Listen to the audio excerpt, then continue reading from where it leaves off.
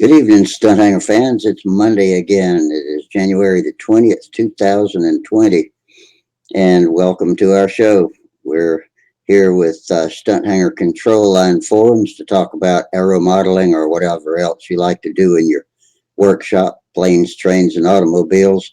We'll get off topic sometimes, but model airplanes is our main business. The links are posted in all the usual places, and that means that it is in the Stunt Hanger Control Line forums where you have to be logged in, and that means you can go to the At the Bench thread on the main forum page, same place you'd go if you were going to the open forums, and only instead of the open forums, scroll down till you see a forum subsection that says live streams, and there's a thread in there called At the Bench. And the newest post that I post the moment the show starts every night is there. The link, top link you can post, and that'll get you in on most phones, tablets, and computers. And if you want to try out other options for logging in, there are other links listed below that. But that top link is the one that you should probably click first. And if you would rather not come in, or if you don't have a microphone and a camera, you can view us on the Stunt Hanger YouTube channel. And there's a text chat box that you can type in to communicate with us. We've got a live feed so you can watch us talking. And if you've got questions, answers, or comments, opinions, or anything else, bring what you got and type them into the chat box. Also, if you're in the chat box, you have the opportunity to give us a super chat, which is a donation.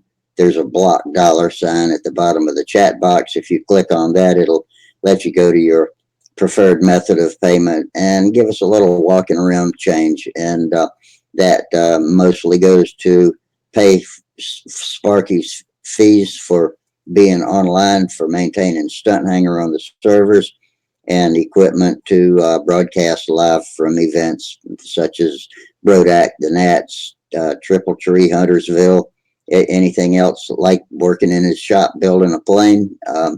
That'll help him be able to keep doing that and keep it free.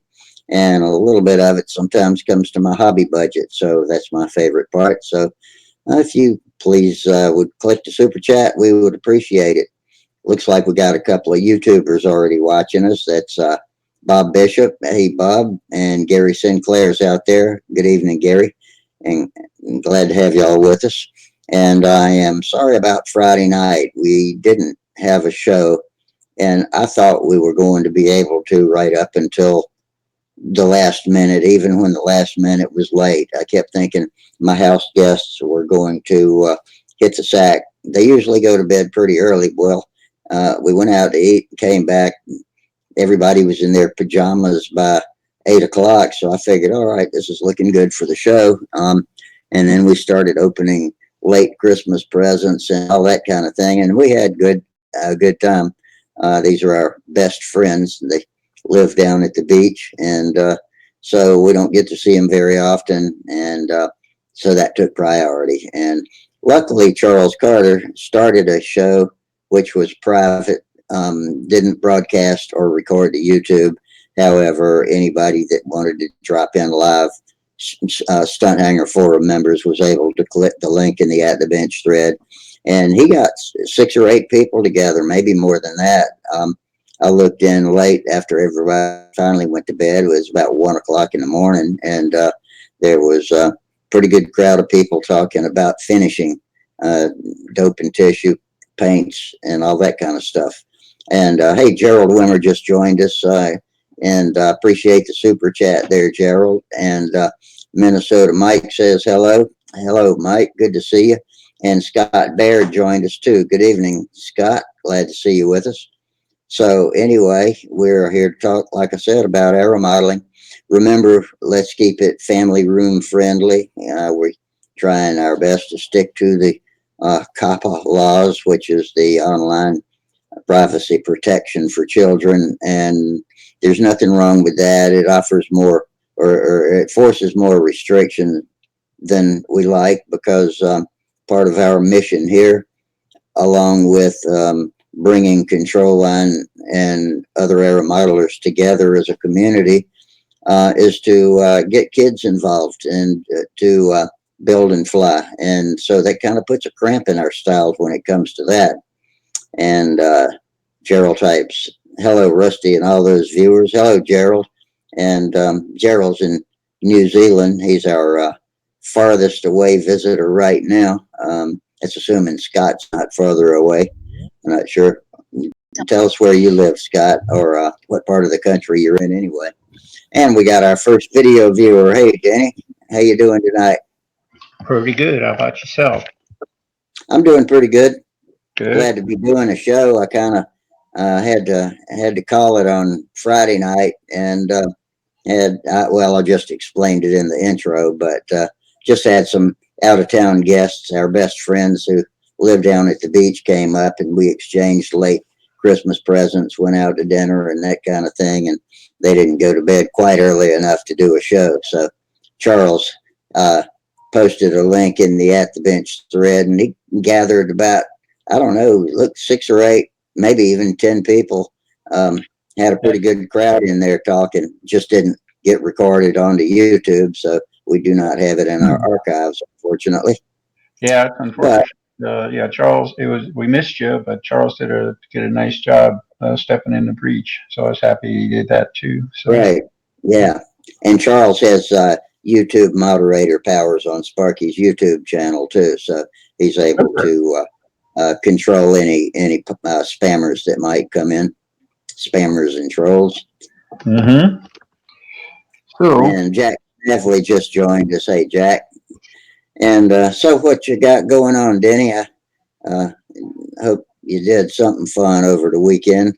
No, this is the weekend for grandkids. We had the older kids over all weekend, had the younger ones over for a night or two, or one of them overnight. And then my wife got called out of town. My son up in Wisconsin had some issues he needed some help with, so she hopped in the car and went up to Wisconsin. So just me and the cats tonight. So.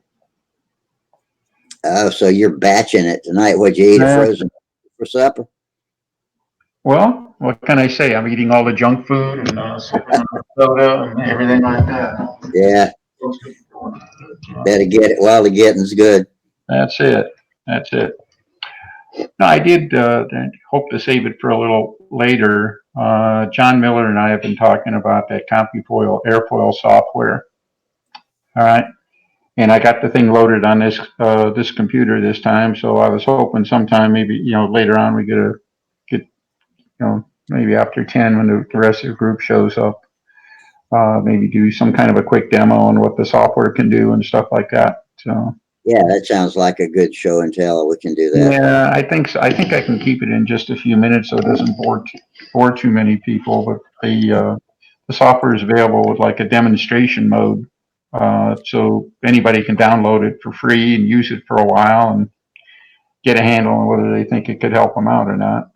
So, but anyhow, what about it? Is this an open source software, or is this something that we have to buy? It is pricey? The full version is a purchase unit, but it's a one time purchase, and it's kind of a building block thing. You can just keep adding things onto it. You can buy the basic software, and then you can buy something that lets you print up geodetic ribs and stuff. And there's another element that lets you do fuselage formers, and another element that lets you do a 3D, look at the wing and stuff like that. And as much or as little as you want. And there's my partner in crime there. How you doing? There he is. Hey, John. How are you tonight? I'm doing okay. How about you? Did everybody get to bed last Friday?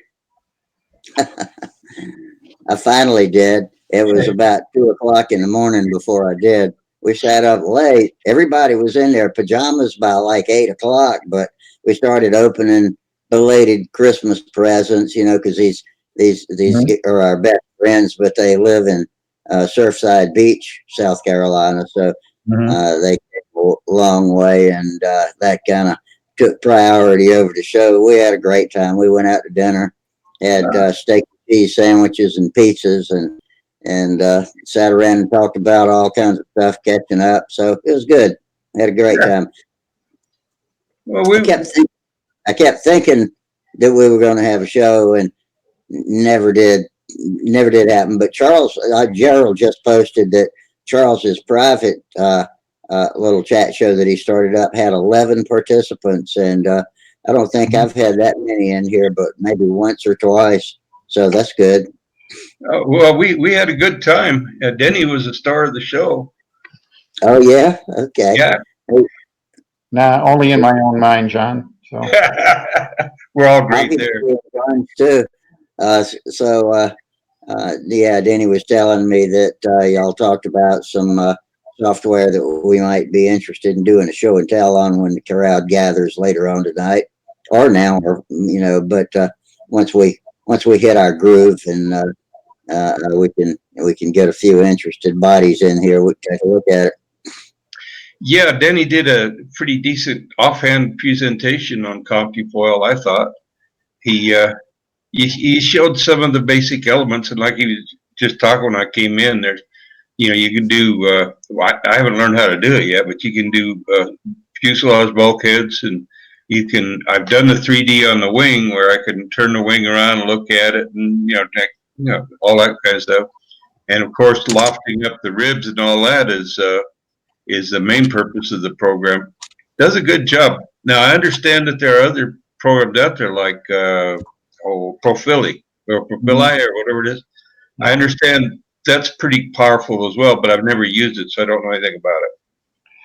Yeah. I just typed in CompuFoil to my notes, so I'm going to take a look at that and see if it's something I might want to get just to play with, and maybe I can design a plane with something new that's actually my own creation, which is not something I've done a lot of. I've redesigned a few, and they didn't resemble their original, but still, I'd like to put that on my bucket list, design my own plane. Well, I redesigned a few too, usually right after a figure 9. Yeah, I know what you mean, John. Now, what I did, John, is last week when we were talking about it, I showed some of the outputs of it and everything like that. Well, I've got the CompuFoil loaded on this computer now, so I thought I could do some, live in CompuFoil and show cool. what it would do. I think I can do it in a reasonable amount of time so it doesn't, glass everybody over. Yeah, I think people were not glassed over at all. They were asking too many questions about it. It was a good presentation, Denny. Well, the good thing about it is you can get a free version of it. Just go to CompuFoil website. You can get a free version of it, mess around with it for 30 days. Really? Yeah, it's not a full tilt. It doesn't have everything in it, but you can get get your feet wet a little bit and decide whether or not it's worth the effort and stuff. It's got like the What's the best input device to use with it? Can you work pretty well with just a mouse on the pad? Yep. Okay, mouse good. And keyboard. Basically, basic computer. All it takes. Well, then you need a mouse, and you need a small hand calculator sometimes. Yeah, I got that. A calculator built into it, and I kept using that more.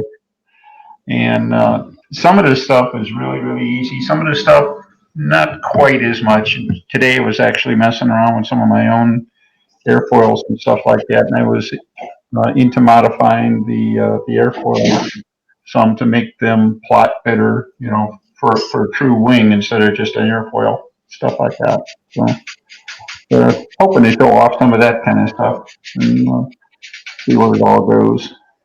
Yeah. Anyhow, like I say, I hope it isn't too much. And Rusty, I think I'll be counting on you if you think this is going. If I just keep rambling on or something like that, don't jump in and say cut. All right.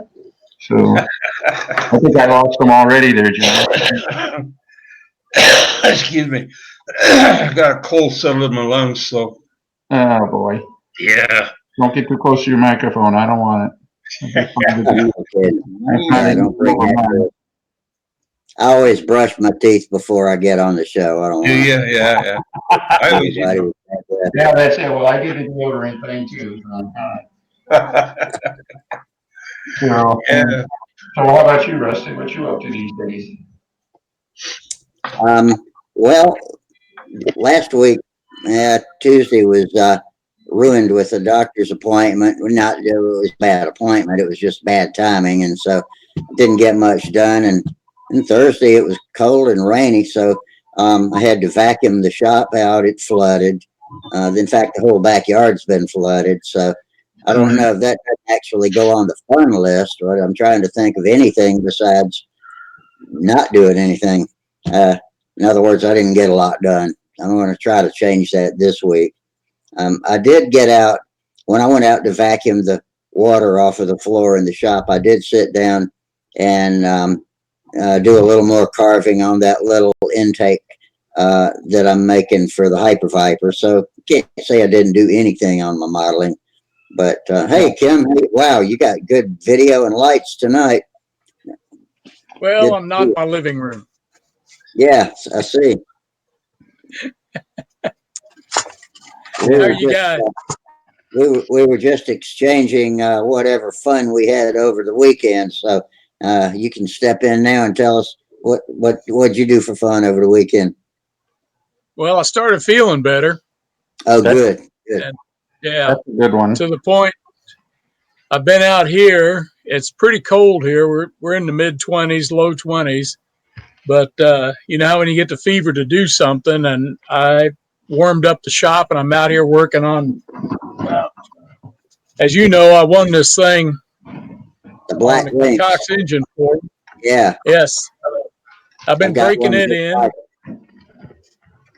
Well, you know how good they are then. Yep. And behind me, I don't know if I can break it loose, but I got. I've been testing this back plate that Bernie sells for these little O20s. That'll, you know, it's kind of like a product engine, but it's a back plate for an O20. Yeah. And I had it. I've got almost an hour on it now. I've just been running the crap out of it to see if it's going to stay acting nice before I build up my second O20. I got a twin engine RC plane I want to put them on. Is that a 3D printed black plate? I'm sorry? Is that a 3D printed back plate? I think I'm assuming it is. Jason, I think, made the prototypes, and then Bernie's having them manufactured, I believe. Or maybe Yeah. Jason is making them for him. I don't know. This would be But- similar to the prototype, probably. Yeah. In fact, he custom made this one. Says Cox 020 on the one side, and it says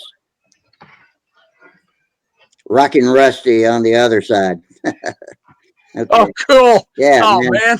A privatized engine. That course doesn't say Kimby on the back of it, does it? But yeah, I guess Oh, that's the same man. thing. I'm going to have to protest that. I want one. Yeah. You want This is a rock cool and little rusty engine. on it? I've never run an 020, a Pee-wee before. I've got an 010 also with a metal back plate. And I think Jason made that metal back plate too. I don't know. I'd have to go look. It was back when I was sick, and my memories from that time are kind of hazy. So I'd have to go back and check.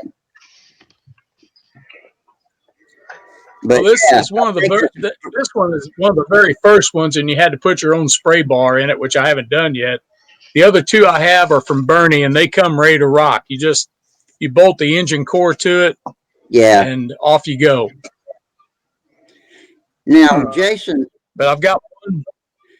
Was Jason also building? I'm sorry. Was Jason also building some with beam mounting tabs? Yeah, I missed out on that. I must have been sick. I would like to get a couple of those if they're going to be sold. Yeah, he was going through several iterations of them as people gave him tips and changes on the forum, and I don't know what he finally ended up with. I don't know what it looks like, but but it looked like a great Did he wrap idea. that up? Huh? As far as the design, did he wrap that up, or do you know? Or maybe that's what you're I'm telling not me when I sure if interrupt. he ever came up with a final design or not. Oh, okay. And I think he It was looked making them. good. I think he was making them for 049s also. You know, so you could Yeah. put it on a baby flight Well, street or something like that. this little thing will make a big difference to a lot of it. Well, to everybody that likes these little tiny engines, because before you either had to drill a hole in the little gas tank or go with the gas tank, or you had to mutilate some RTF, Yeah. firewall. But just to bolt these up like this and go, that's freaking cool. Yeah. Now, I think.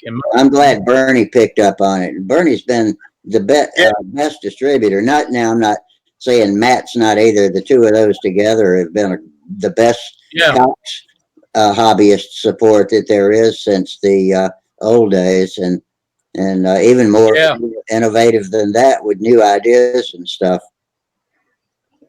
Yeah, I'm hoping he gets big on it. There is no real money in this, I guess, but I'm hoping that it's successful for him. I hope so too. Yeah. Do you say you put your own spray bar in there? I mean, where'd you get that for an 020? Well, this is the prototype, and you were supposed to. I haven't done it yet. You take a spray bar out of one of the postage stamp type back plates for the 049s. Okay. And apparently it can be pressed in here. Okay. And have you got one, Rusty? I'm sorry, I was typing. Would you ask me if I had? Yeah, I know what you mean by the postage stamp back plate. I've got a couple of those. I think, Rusty, you were saying that those will actually work with pen bladders and everything like that. So The postage stamp back plates mostly have the 128 thread per inch needles in them. So that's a good either back plate to use if you want to run a reedy on a bladder, or to take that needle valve out and retrofit it into the spray bar on a TD or something like that. Well, you can't not spray bar on a TD, but you can make a remote for a medallion or whatever you need. Mm-hmm. Yeah, it can be pressed out of here. Or I couldn't hear you guys. You already figured it all out, but if you know what the postage stamp back plate is. Yeah, just I got this one had a mud that doesn't know, it's the back plates that used to come with the plastic product engines early on, and they had no other way of mounting except to clamp into the clamshell of the plastic fuselage. So it gave people fits trying to figure out how to mount it up to another type of airplane. And so that's what these new firewalls that people are making with 3D printers are helping out with. Yeah. Oh, it's great. Did you ever get the Goldberg mount for that for the postage stamp backlight? Goldberg made a neat little nylon mount for it. You could basically bolt it on, and I think it. Yeah. I'm trying to think. I remember. I think it fit the pattern of the regular baby bead in too. It did. Yeah. Yeah. I've got one here somewhere. So you're talking about the white nylon clip-on that goes on the nose of the plane. Mm-hmm. On the nose of the fuselage, yeah. So, I just never knew that was that high quality a needle and where you could run the bladder on it, because even the regular TDs had trouble with bladders, didn't they? No, the TD ran best with a bladder, actually. The TD had. What happens with the TD is it's got the sprinkler type venturi with 3 holes around the collar of the bottom of the venturi, and then the needle valve assembly is a brass block that fits over that, feeds it fuel through one orifice into the collar around the venturi. Well, it's theoretically supposed to supply equal pressure to the throat of the venturi through all 3 holes, but usually one hole dominates and the other 2 cavitate. And so it's kind of, if you force it in there with a bladder, then it rains from every direction. But if you try to use suction with the TD. The suction doesn't pull evenly through all three of the holes, and in your little reduced power and a little harder to needle. So the retrofitting either those blocks or getting the Kerncraft block that had the 128 thread per inch spray bar in it. And those spray bars could be gotten from those old postage stamp backplates. Putting that in there would solve all of that problem. And just put it on a little surgical tubing bladder, latex surgical tubing of the thinnest sort, and blows up about like a bratwurst. Blows up to a certain size and then just gets longer and longer and longer, and you can fill it up with a ridiculous amount of fuel to where you're sick of flying by the time it's out of fuel if you or put too much in it. But it doesn't get bigger, so if you can put it in a container that's big enough to not squeeze it at first, then the bladder gets longer and longer and never does squeeze, because any squeezing from the outside will give it a false pressure and it'll lean out as the run goes on. So it works well. Okay.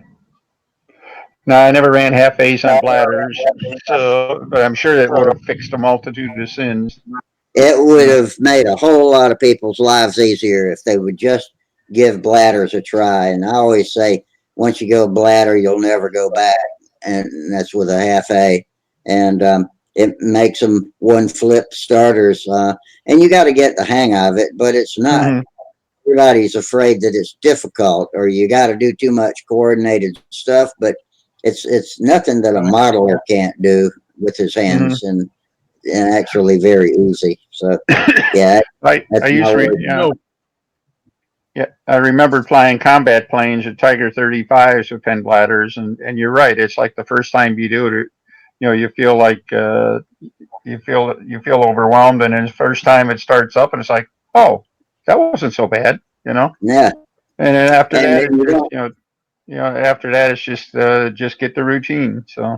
And you never really have to adjust the needle much anymore either, because it flows a steady flow of fuel, and you can't burn an engine up from running too lean with a bladder, because if you do set it too lean, if you tried to burn it up when it slowed down due to increased heat and friction, well, the gas comes rushing in at the same speed no matter what the engine's doing. So it'll refrigerate the engine. The engine will settle back down, run fast again, and of course it'll surge up and down. So if you've got a bladder fed engine surging high, low, high, low, high, low, it's just running too lean. So richen it up a little bit. Yeah, and all's well again. So I got a video on YouTube. You know our buddy Ron Cribbs from the Cox Engine Forum. We all met at St. Louis at Booter Park. I think that's the name of the video. I can't remember. Our day at Booter Park. But he had his little, I think it was a half A clown. It was either a clown or a ringmaster. And he had a bladder. And you could tell he had done it. He fueled it real matter-of-factly and started it. And the whole operation was just so smooth. You could tell he'd done it quite a few times and got the process down. And that thing ran like an electric motor the entire time it was in the air. Another thing I do to make them convenient is to put a one-way valve, a little plastic one's made by Foremost, or about $5. Stick it in the tail end of the bladder as your plug for the back of the bladder, and then you walk up to the plane with a syringe and blam, right up its tail end it goes, and it's ready to fly.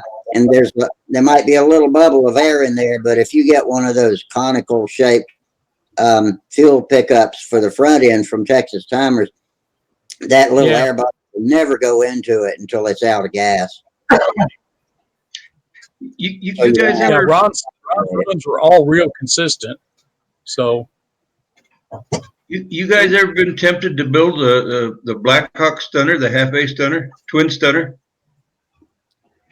No, I never have. I've built some Blackhawk models, but not that one.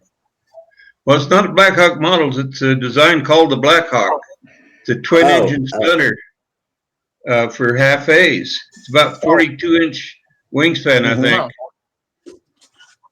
Oh, that's a pretty big wingspan for a half A, yeah. Well, 2 engines, you know. So Yeah. Did you build one or have the desire, Denny? no, I never had a FA twin at all. I have the plans for an A2 twin, but that's as far as it's gone. Yeah. A2 twin is really a tiny airplane. It would be better off with 2020s, I think, than 2049s. Mm-hmm. But all right, I'm going to go into my magic folder here. I think I might have a plan for the Black Hawk Center I can pull up. Let me go look. Oh, yeah, I'm gonna go looking for that. So it might get fire burned under Rusty.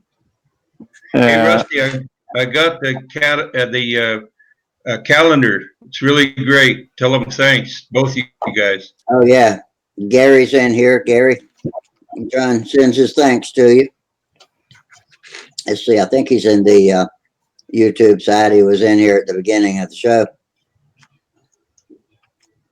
Let's see. JP out there in YouTube land says, Dennis, I know you've been busy with your dad and family, but I hadn't heard back from you. I'm very interested in what you think about any gains you've made with high aspect planforms for full size stunt. well, according to the old expression, you can never be too rich, too thin, and you can never have too much aspect ratio. All right.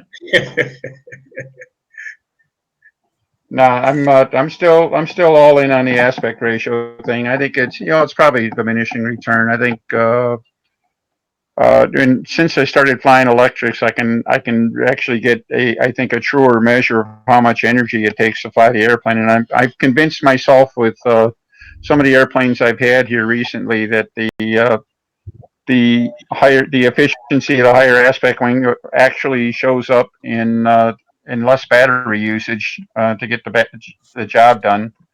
And I've always been on that page where there's two ways to power up an airplane. You put a bigger motor in it, or you reduce the amount of power it needs to fly. Either one of them, results in a more powerful airplane. So, John, are you sure about the name of that thing? I'm looking Yeah, up Black. it's called the Black Hawk. Yeah, Black Hawk. I looked that up, and I got a P-40 looking thing here. The old Walt Pyron airplane. No, that's not the one. Yeah, it's funny. I know exactly which airplane you're talking about too, and I'll be darned if I can find it. So I don't know. Actually, look in my folder for where I had the full bodies, and there's somebody asked me if the inspiration for my Zweitpanzerflug was this plane, and he shows the plans for the Black Hawk. All right, stand by for news. Yeah, I thought I had the original article saved away someplace. Silly You me. probably do. CAD Classics. John Miller. Hey, Steve. Hey, how's it going? Yeah, I think wasn't there a Black Hawk that was like the P-40? Yeah.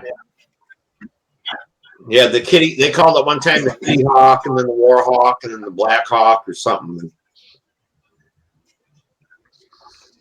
There's a Black Tiger and a Black Hawk and whatever. Black Tiger, yeah. Here we go. You Black Hawk. found it. I found it. And it means I got to get back to share your screen. Share. Now call it up. All right. There it is. Coming up? Yep. You have the stage. All right. Well, this is just the airplane that John was telling us about. And it looks like it had TDs in it. And Can you read the span on that thing? let's see. Hang on a second. I don't think so. I know I can't explode this image anymore. Okay. So yeah, but it looks like it's pretty normal size. So it's probably around 300 squares and Oh, it's, something I like think that. it's at No, least it actually 300. looks like. I think it's bigger than that. Yeah. I think it's closer to 400. Uh-huh. It was 42 or 48 inch Mm. wingspan, if I remember. Yeah, 48 sounds like a lot. 42, not so much, but yeah. Yeah. Well, Right. that actually is the inspiration for the Zweipanzerflug. Mm-hmm. Who drew them plans up? It's the second article there. The second photo you got on there has the name of the person on it. Oh, There's one already built. That's a nice looking plane. yeah, that's it. Yeah, this is the article. It looks like it was on airplane news. I'm trying to remember. I can't read on there who designed it, but the guy writing the article is the guy that designed it. Jim Harris, I think it is. Jim The Harris. whole fuselage is rear of the lead edge too. That's interesting. Yeah, kind of like the Grumman F5F or some of. Let's see, or what the Havilland Hornet was like that too. So it's like lets those twin nacelles like dominate the view. All you can see is the power. Everything else is just hanging on tight. So. All right. Well, it was inspired by the old Black Hawk comic book strip. Mm-hmm. Yeah, I understand Captain Black Hawk flew something like this. So. Yeah. Hey, Tom Ramel. Hey, Rusty. Hi, guys. Hey, how you doing? Hello. And Gerald. Hey, Gerald. Hi, Tom. Hi, Rusty. Hi, Dennis and Steve and who else we got? Tim and hard to see everybody tired, but yeah. Hello, everybody. How you doing? Yeah. How's things Thank down you. in New Zealand? Well, warm, quite warm. We've had some really nice flying weather. We were out flying on Sunday, and there were lots of flying and a few crashes. There was only one crash. Well, one that was the electric starter. I pulled the nose of Max's plane off with the electric starter. That's an electric starter. Yeah, I didn't have a spinner on it. Tried to start it, and then it just moved it round, and that was it. But other than that casualty, there were no crashes. So JP's we got had a some nice question weather for here. Dennis. JP's got a question for Dennis. Dennis, JP says, Dennis, is the Mythbuster the culmination, or are things like the Eclipse or Orange Crate what you think are the way to go? Yeah, the Mythbuster was just, I hadn't built an airplane since 1983, and the Mythbuster I built 2009. It was the first own design I'd built, in all that time. And basically, the plan form of the wing was a same as the Eclipse. The swept forward trailing edges, basically the whole outline of the wing was the same as the Eclipse. I chose to make it as an I-beam because I planned from the outset for making it with monocoque covering. And I think monocoque is at its best on wide open bays. I don't like using it on sheeted surfaces or even a D-tube or something like that. I think the monocoque works better than that. But other than that, the plan forms were like that. And the fuselage was about the same length. Had a slight B in the stab, just cause. And let's see, what else is there about it? It was actually lighter than the Eclipses were, all but one of them, and flies very well. It had a thinner airfoil because it was designed from the outset to be electric, and with electric airplanes, you don't have to worry as much about things like winding up in the wind and stuff like that, because the motors they don't race away like low engines do. Mhm. And because of that, I thought I could get away with a little bit thinner wing, and it all seemed to pan out pretty well. I'm pretty happy with it. Still got it. Still flies good. All that. So. But and JP, thanks for asking. And yes, I still have. You have to get around to answering your note. What I really want to do is you were flying. Apparently, JP, you were flying with my nephew and stuff like that. I wanted to forward the stuff to him because he's probably got more. He probably has more. You guys have more direct experience with each other than I did. I only met you through here. When I first started showing up here. But at any rate, we'll go there. So, Hey, Tom's here. yeah. Yeah, I got a question for you guys on the twins like that. I was watching a thing on TV and they're talking about the that Max, the 737 Max or whatever it is that's grounded. Mm-hmm. Yeah. And they said that the reason why there's a problem with it is it's built inherently unstable because of they push the engines out and up, so it could be on shorter landing gear for airports that don't have the adjustable ones. They got ladders that go out to them.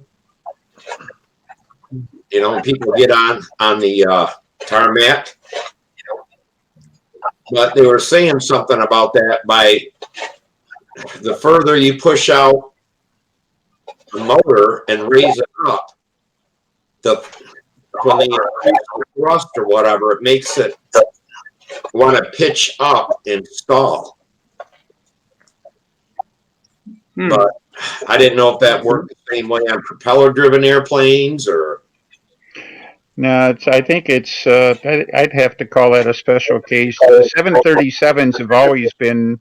They've always tried to take the under the wing engine layout, and they put big turbofans on them, and then even the early 737s. If you look at the engine nacelles, they weren't perfectly round. They looked like they were flattened on the bottom, actually.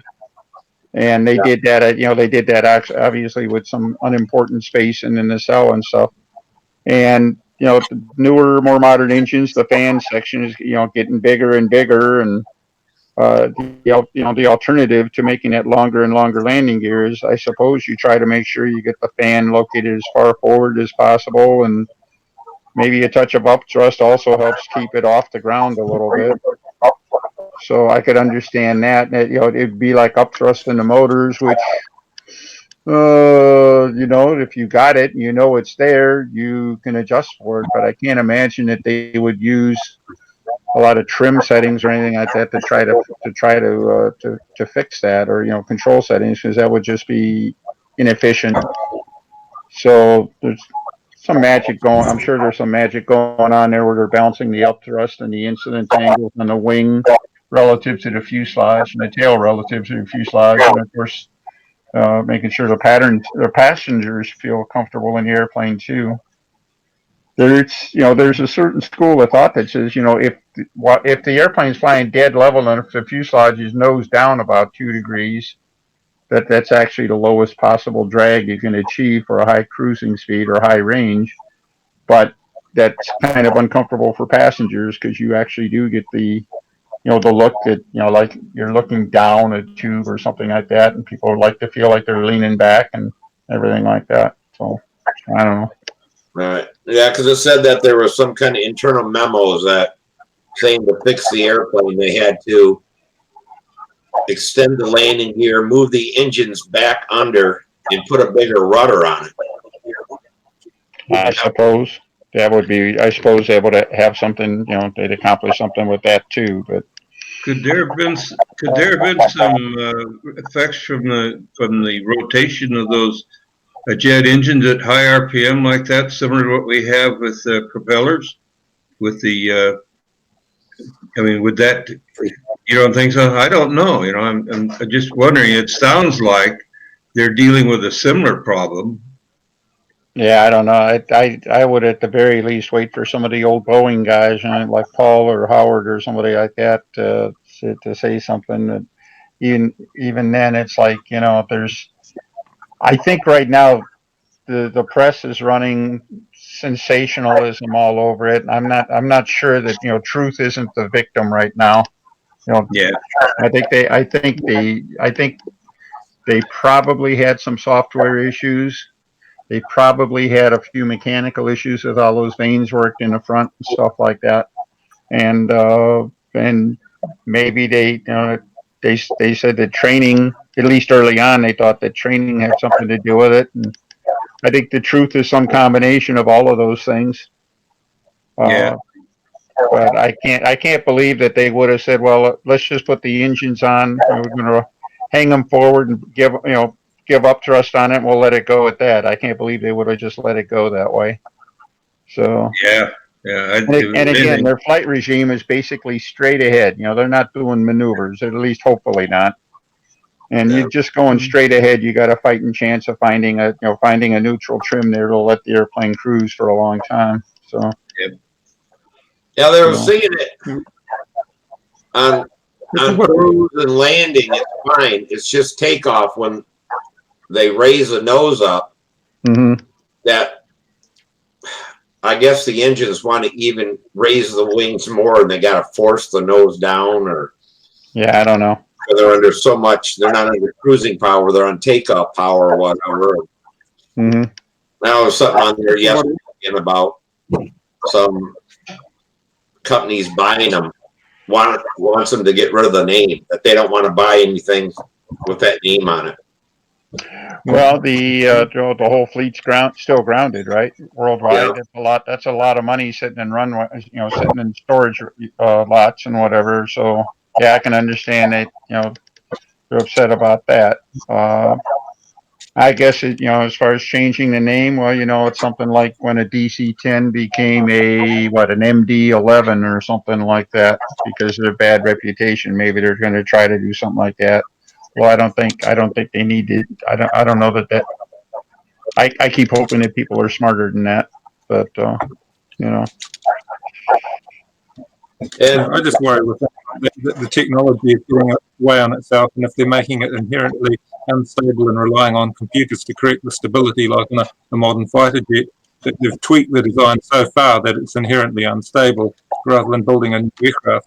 That's the sort of lean I got on reading through the press about it, that the additional modifications, stretching it and broadening it, and just had pushed the envelope too far for the existing airplane. And the electronic solution wasn't the right solution, but I hope it's not likely, because it would put a lot of people out of work if they've got to rejig and make a more extensive aerodynamic redesign rather than a software redesign. And then it's going to be a long, ongoing thing. Yeah. Well, Airbus has had a long history of trying to do a lot of stuff with their aircraft software. Their basic approach is that the pilot doesn't even know how many engines are on the airplane. And you take somebody and train to fly on an Airbus, and you can fly any Airbus because the software is going to make them all behave the same. And well, that hasn't worked out so well for them either. They've had software related crashes, several of them. A couple others that should have crashed, but I was reading about the big Airbus, the double decker. It had an engine explode off of Australia. I think it was. I think it was a Qantas bird. And when the engine, I think it was the second stage turbine blew up, and it took out redundancy in the controls and everything like that. And the airplane the software kept shutting down completely and trying to reboot. If the software wasn't active, the pilot's just a spectator to what's going on. He's got absolutely no control of the airplane. And the only thing that saved that airplane was that there was a complete second crew that they were actually transporting to a different site. And the second crew took turns doing nothing but booting and trying to keep the software up to date while they could get the airplane down on the ground. And then when they got it on the ground, they had absolutely no control over, I think it was number one engine, the farthest one out on the left, 4-engine bird. And they only shut the engine down by drowning it in firefighting foam. They had no control of the engine. They couldn't even find the off switch for it because the controls had been taken out. So it was, Fly-by-wire is wonderful, and it'll bite you in the butt too if you know. Yeah. Well, yeah, that's what they were saying on one of the Airbus crashes that on takeoff, the crew didn't know that one of the engines had failed on takeoff. Mhm. And it's like, it seems like there'd be like a thrust meter or something that showed you your engines, how much thrust they were producing. Well, there's a lot to say about, you know, a lot of the training that they do now is all simulator training. It's not even in the air.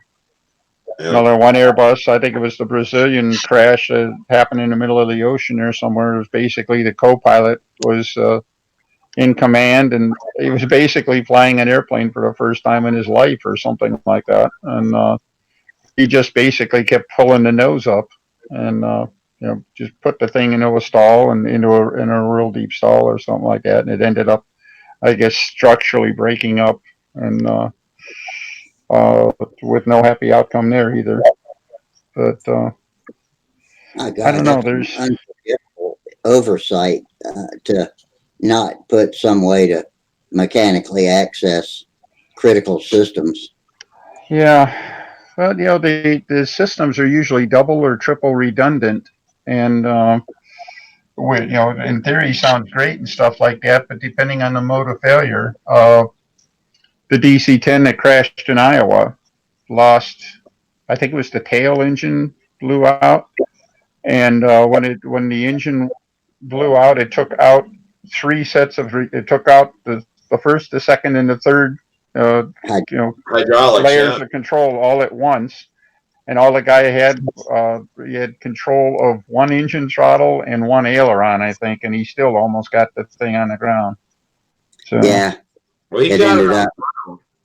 it ended up fireballing pretty good, as I recall. But yeah, yeah, That wingtip. Yeah, he got it right to the airport and everything. And yep, he got it so close. He was, and I guess the funny thing is too is that later on they had like 50 or 60 pilots try it, and they never came close.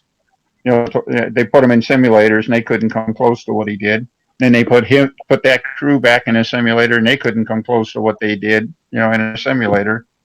But there was, you know, there was some seat of the pants flying going on there that they just couldn't simulate any other way. And some reality, you know. well, we got another question for you from JP Dennis. He wants to know if you've published MythBuster plans, or can he get a set? He says, "I know I can get Eclipse plans, but looking for No, the MythBuster." there is no plan for the MythBuster. It exists as a fuselage sketch that was 8x10 that I didn't even build to, but it was literally, you know, on the fly. The airplane was built on the fly. So What's the name of that website that does have so many plans of the older planes? There's one website that's got just hundreds and hundreds of plans. yeah, there's a couple of them. What's Alpha I got Zone? it. Say again? Yeah, Alpha Zone. Alpha Zone is one that has a whole lot of plans downloadable for free. Yeah, Outer Zone. Enigma. That's it. Outer Zone. Yeah, there's one in Canada. I've had some really good luck with. Let me see if I can find the name of it. Yeah, I don't. and one in England too, some aromatic. Yeah. Or, Outer Zone. Definitely. I think that's in England. The one in Canada. All right. Now I can't find that. Not my day for Somebody's finding trying stuff, to. I guess.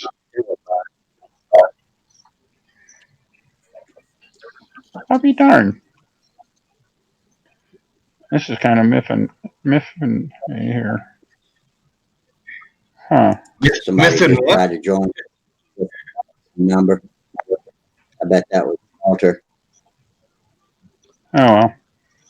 Yeah, I'd go to Outer Zone for 9 out of 10 times. If you can't find it there, you don't need it, you know. But I found one the other night too. My buddy Larry Fruit sent me one. It was an Australian site that had a lot of plans on it. Greg Rodney. Greg Rodney says Barry Baxter is another good source.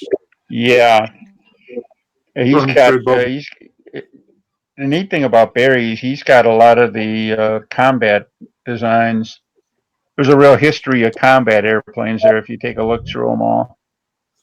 Yeah, So I think it's run through Bob Mears and Arlene Mears run Barry Baxter's old site along with the Combat Museum. So they've taken over the plans. yeah, Barry got out of it, and then the other guys got in. I used to go to that Vic stunt site. Remember that one? That was really good. In Victoria, I guess, in Australia, that was a really good site. Yeah, there was a guy in our club, Win Robbins, that was producing a huge volume of stunt plans. At one point, I don't know what happened to his files, if he's sold them or passed them on to somebody else.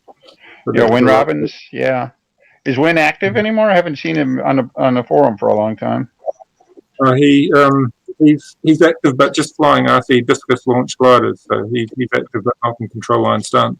I think a lot of people just like to focus on one area and his chosen form of gliding. Yeah, absolutely. I actually bought one of his hard. He was selling basically hard drives with the plan sets on it. I got one of those. He had a ton of stuff. He had a lot of Australian kit plans and stuff like that. Things that we just don't see up here. That was that was a good one. So yeah, Win was a good guy. Gerald, did your brother ever get that vector going? I was working on my Thunderbird. The Thunderbird, I nearly finished that for our nationals. I got it up to the paint stage. It was actually flyable, but it needed the paint. And I said, after I finish my Thunderbird, then I'll go back to the Vector. But the Thunderbird's pretty much all complete. With the control system, took a long time because I made it two-piece. But I've got to go back to the Vector. But I thought your brother bought one of the Vector ARFs or something. Oh no! It wasn't my brother. We've got so many people in the club that are buying things in, but my brother was building two different planes. Oh heck, I just can't remember the names now. One was a Scimitar, and there was another plane that he was building, but he was building his from plans. But the Vector, I bought a kit that I was going to assemble and build it as an electric model. But I always get sidetracked, like with Otto's model for the next. That I thought perhaps you might find this one interesting. It's an old Skyray 35 kit, but what Otto's done is he's added flaps like Rusty did on his Skyray to up the area, and then he's added the profile of the Sky Shark to make it into a US Navy profile carrier model. So with the big flaps on it, it's put it up to 530 square inch area on a humble. It flies a lot nicer than Alina's Skyray. But it has a better turn too. Oh, it turns very nicely, and it flies because he's got the throttle control on it. He's got the throttle control, and it's got an inboard tank. As a setup, it works amazingly well. He's been quite happy flying with. He was flying it on the weekend.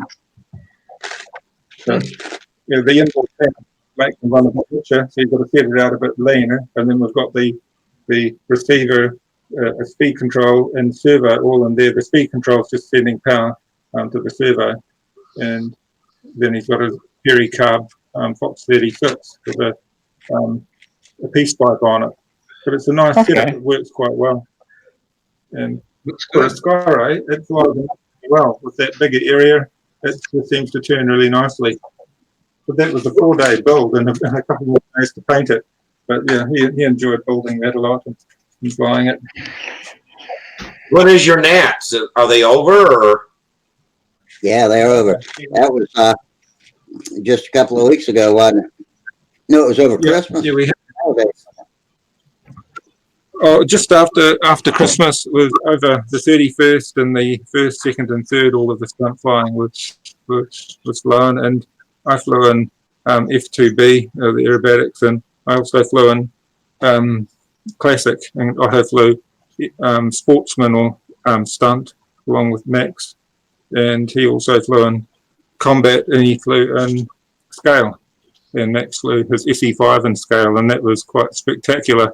He tried a touch and go, but he touched and took the prop off and did a shaft run, and for some reason it burnt out the electronics in the model, and that was his flying for the Nats. But yeah, it was exciting. There was lots of nice flying. We had beautiful weather for our nationals, so it went well. I was going to try sharing a picture when you're talking about half A's before. I might just see if I can share a picture of a little half A model we were just flying on the weekend. It was called a Ferdinand. It was a little 049 biplane. I'll just see if I can bring it up. I'm not sure how to. Greg just posted another plan site over on YouTube, Aerofred. Anybody heard of Aerofred? I've heard of it. Yeah, I've heard of that. Yeah. Greg actually is from South Ridge CNC. He's the guy that CNC'd my Hyper Viper, and he's got other kits. That's the only one I ever talk about, but he's got other kits and CNCs too. Okay, I found that site that Larry Proots gave me. It's called Full Circle Flyers, and it had some pre-flight plans, and it had also Peter White's plans, which is a whole list of stunt planes on that. It also had links to some vintage magazines. Looks like they're all, of course, Aeromodeler and stuff like that. And it looks like some vintage Australian magazine or things I've never heard of. Your Australian Modeler magazines, Aeromodeler, Modelers Monthly, Model News magazines, Australian Model Hobbies magazines, race car, whatever. So Minnesota Mike Fred has a lot of free flight stuff too. Yeah, a lot of free flight plans and a Peter White plan. Peter White, I think, was one of the sources down under for a lot of the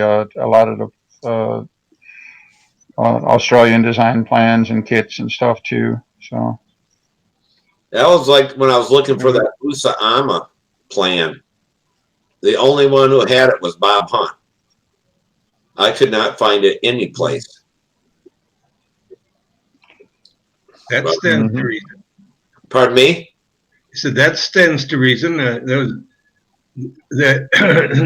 guy that had the Usama, they tortured him to death with that name, given him.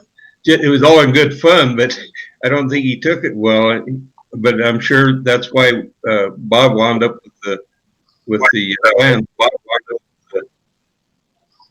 Yeah, from what I found out, you can get them for the stunt machine, but the stunt machine is not the same as the USA AMA, even though that was named stunt machine also.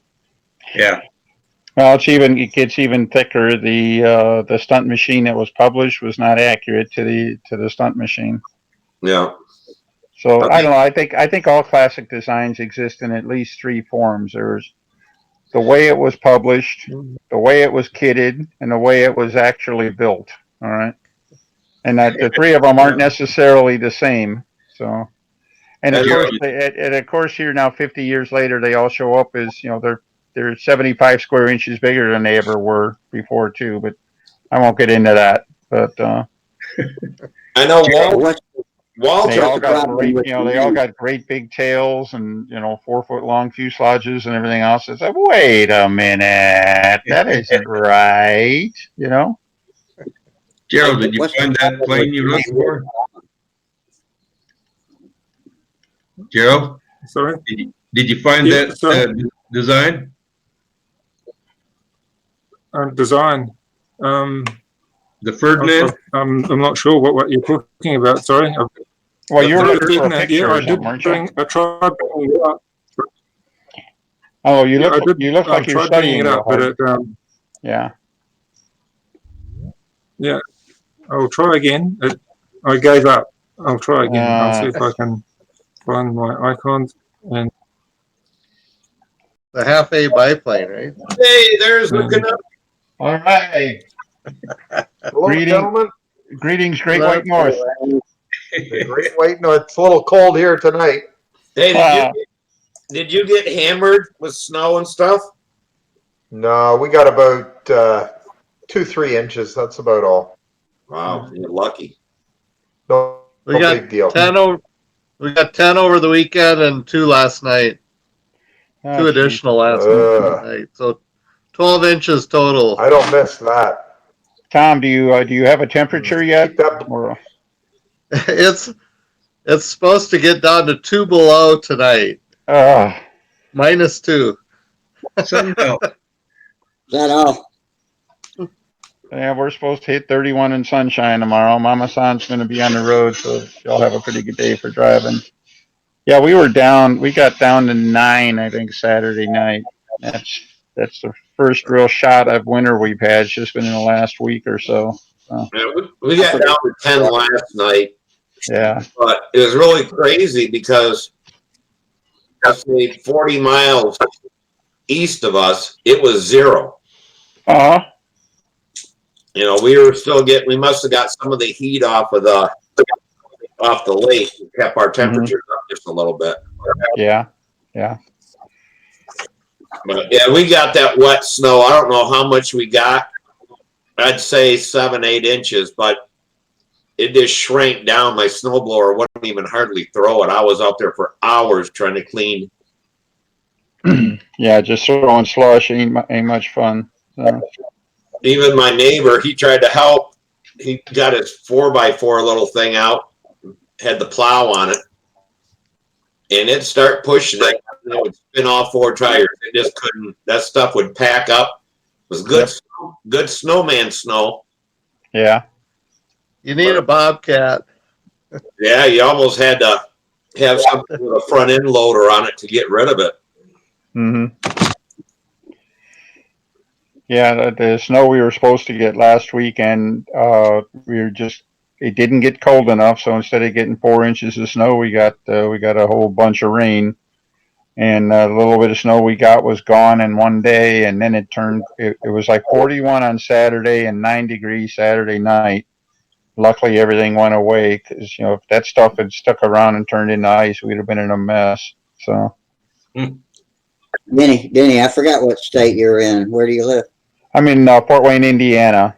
He's a Hoosier. Yeah. So you're just under tip of Lake Michigan. Oh, about There it is.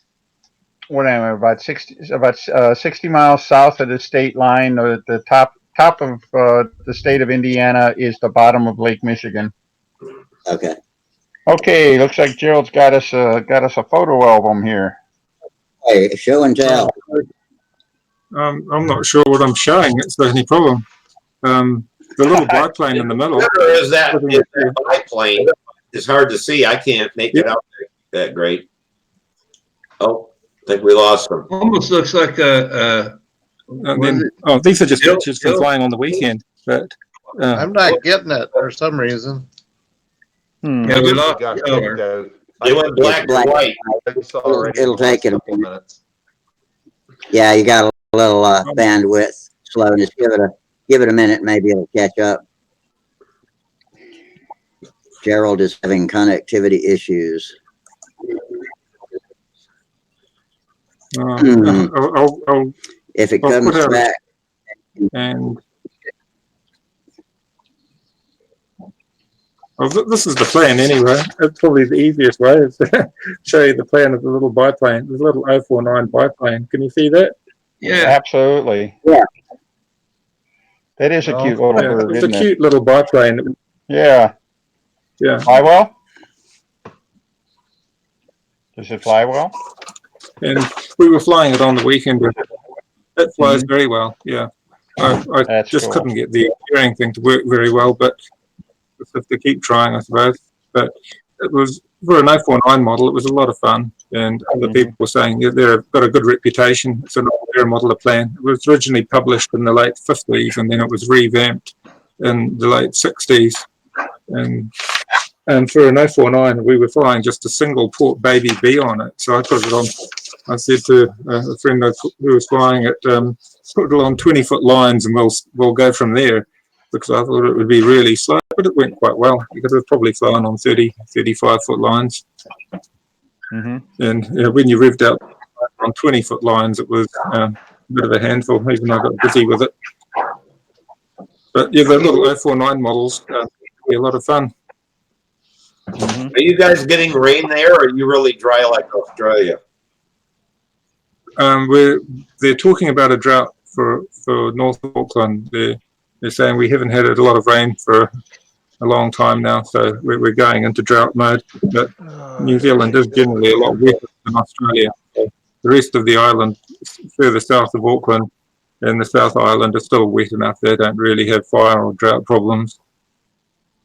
So disconnected. I didn't see Len was even in there. But Gerald, yeah, it's not. Where you at? They're talking about drought or not? They're talking about a drought. We just tell the boys to have a little bit less time in the shower, be careful, and our point just for watering the gardens down about halfway now, so we've just got to be careful with our water. Yeah. Next thing, did you say you could in your water or something? Well, we have tank water, rainwater collected off our roofs that we use for our household water and for our orchard and garden. So we can generally borrow from our garden water if we run out, or you can buy tank water if you get desperate too. But yeah, the summer we've had here has been ideal for flying. It's been very calm. Normally our summer is very windy, but for some odd reason it's been a very different summer to usual. So I can't moan from a flying standpoint, but I do feel sorry for those people in Australia that have got huge problems there. But we see enough of the dust coming over to know that they've got problems there as well. Yeah. I suppose. Is it too rocky there to drill wells for water, or? It depends, really. The farmer that we live near to has got a bore that he uses to collect bore water, but sometimes because of it's low lying in a lot of places, it'll end up being saline. Being an island, I suppose, a lot of areas you're not really going to have good quality bore water that isn't going to do more damage than good for your crops. Oh, okay. But most of the areas south of Auckland haven't really got the same water problems. But just the top of the North Island of New Zealand is more tropical. By the time you get down to Bluff, it's more like the weather you'd have in Argentina or Chile. It's getting a lot cooler. But I can't mind when we get good flying weather anyway. It's just hard to build models when the boys will be crashing when you're trying to finish them in summer, knowing that you've got another contest in a couple of weeks' time. Then it's a challenge. But that's always the case. I suppose you're in your building season now. So most of you people will just be is the weather such that you can fly right now? How about you, Steve? Can you fly right now, or is the weather a little bit too cold now? I can't fly. It's too cold here. Me too. Me too. Yeah, We get some weather up into the 40s, but we'd also get it down into the low to mid 30s and below. So we don't, we might get one day out of 2 weeks we could go flying if we want to go in the 40s. But that can still get pretty cold, and there's snow or whatever on the ground. Yeah. I find until you get to 50 degrees, it's really not that enjoyable. Yeah. You're cold all the time. You're out there. Your hands are cold, and you're struggling. It's survival. You can kind of go through the motions, but yeah, it's hard to get any. It's hard to feel like you're a stunt flyer or anything like that. But, it's with any kind of thing, you always have to have it 60 degrees. I mean, we try to fly between 50 and 55, but if there's a 7-8 mile an hour wind, you freeze out there. That wind just Oh, yeah, cuts through same you. deal. Yeah. Yeah, The you're right. temperature's okay for most of you guys, but the trouble is if one day it's raining and the next day it's 15, 20 mile an hour winds, one or the other, and nothing in Yep. between. So Yeah, that's what happens to us in the springtime too. You start thinking, gee, it's nice enough to go out and the wind will be blowing, and then the wind will stop and it'll be raining or cold. You know, just we're until already things settle seeing down. daffodils out of the ground, though. So that's a good sign. Yeah, You that's know, one of the reasons why it's so hard. We'll get out in April. I have flown in March one day, Mm-hmm. but it's usually May. Yeah. Same here. You know, you gotta wait. It's about May when you can really. Yeah, I remember a few years ago we didn't get out till Memorial Day, and I think last year we got out in late April for a couple of flights, but yeah, it's just really hit and miss. That's why it's so hard to get the Jonah and stuff like that. It's like I'd be down there test flying. So That's what we're gonna do. yeah, We're gonna go Yeah. down there at the beginning of the week and test fly all week because we won't have any flying at all when we go there. yeah, That's the same thing with Brodak a couple years there. You know, Yeah, same thing.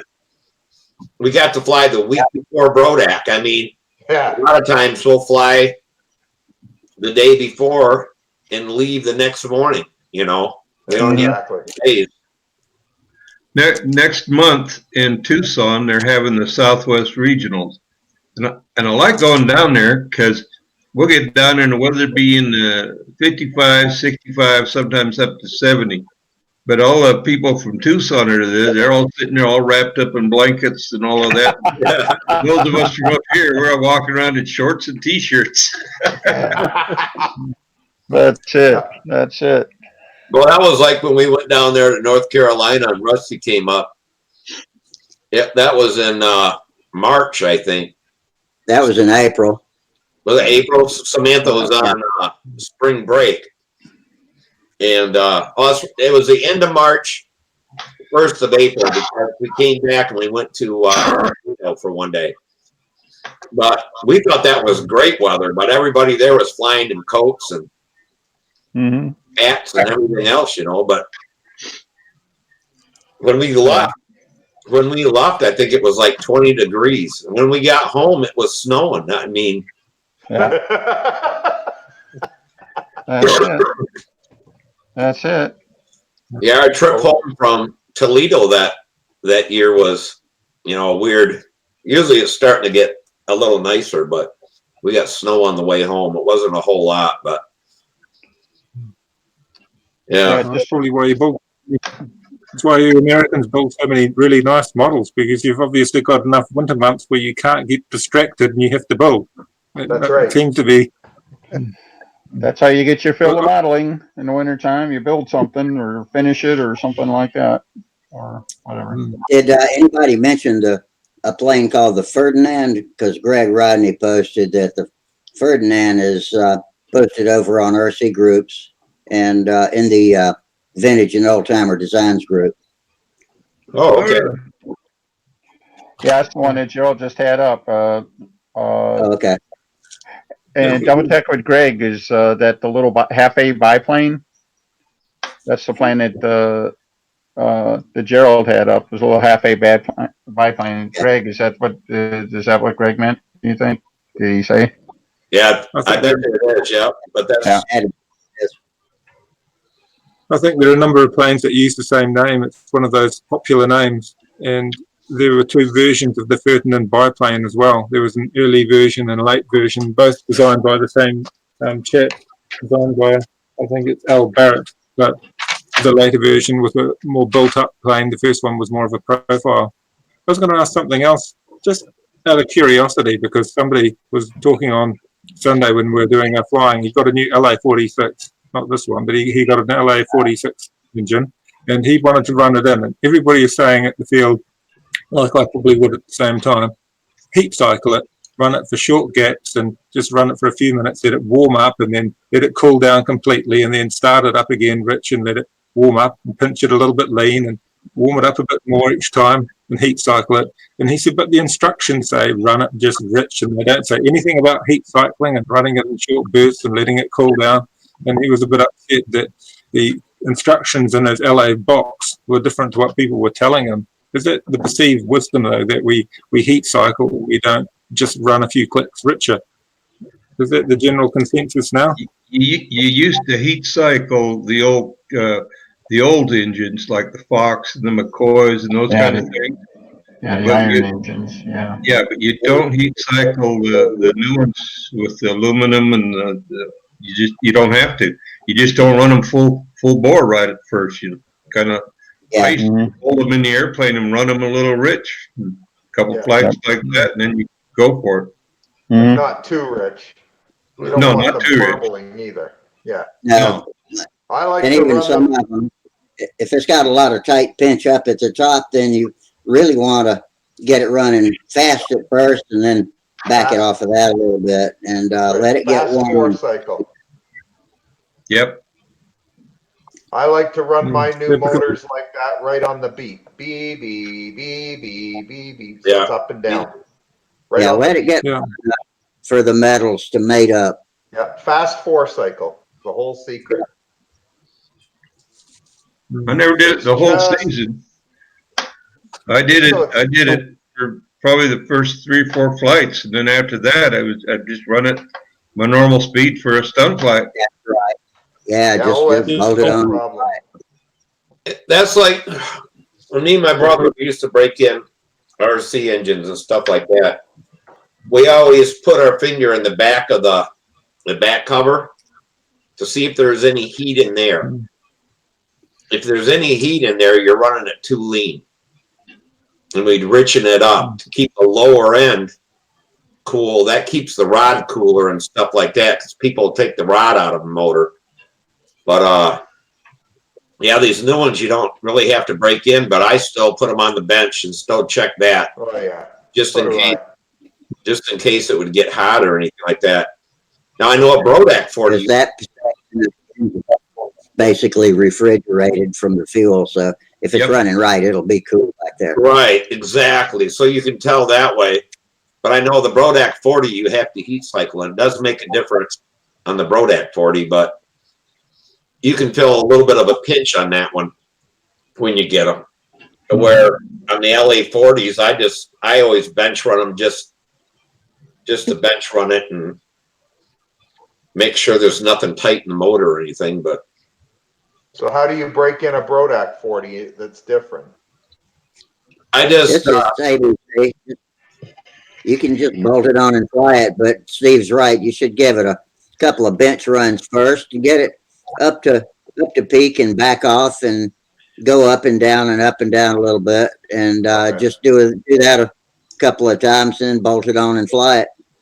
Okay. The thing is, you just don't want to put it on the plane and fly it the first time it's ever been run, because if it does run away lean, then you're Yeah. going to screw up the pinch too much. Yeah. yeah, and right in the Brodak instructions, it tells you. I think it wants 10 heat cycle runs. I believe it. Oh, that many. Okay. But Yeah. everybody that was that. down, everybody lets it cool down to air temperature. And it doesn't have to be that cool. Metal, Okay. what's cool for metal isn't cool, It's not like when we No. Yeah, Yeah, right. you don't have to drink it. right. It's just a deal to where you let it cool down, but if it's still at 120, 130 degrees, that's cool for metal. Yeah, that's cool. You don't have to put it in your mouth or anything. Exactly. Stick your tongue in it. Yeah, Lynn, you can stick your tongue in it if you want to. We always pass. tell if you can grab a motor and hold on to it, that's It's cool. good. That's what Yeah. that's the test I usually do. If I can put my hand around the cylinder, it's cool. Right. If you Sounds like let it cool down just a little bit more. that sounds like a rule of thumb, right? Yeah. If you can put your thumb on, hold your thumb on it, it's probably good to go. You can give it a good blast of fuel. That'll cool it off, but I think it's better to do it slowly. Yeah. I'm a bad judge. if you can hold on to something, it's around 110 degrees. You know, maybe if you're tough, 120. Yeah, Yeah, it starts burning you a little bit at 120. Yeah. I got my water heater turned up a little over 120, and it'll scald you if you don't watch out. So. I'm a bad judge, though. Naomi calls me asbestos hands. Oh, shit. Maybe that's just all right. not too bright. Well, that sounds good. Hey, Naomi, you touched it. I ain't touching that thing. You touched it. Huh? I think I'll start going by that rule. I like that idea. Give it, Yeah. That or put your tongue on it, Len. Oh, I'm not doing that. give it plenty. He'll touch anything. He'll lick anything. Yeah. That's it. Careful, guys. Careful. Hey, on that high note, you want to learn about CompuFoil?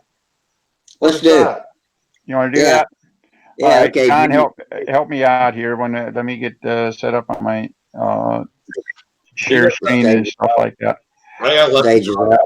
Yeah, for what this is about, we talked a little bit about this in the past, and I got this software on this computer now, so I thought we could go over it a little bit.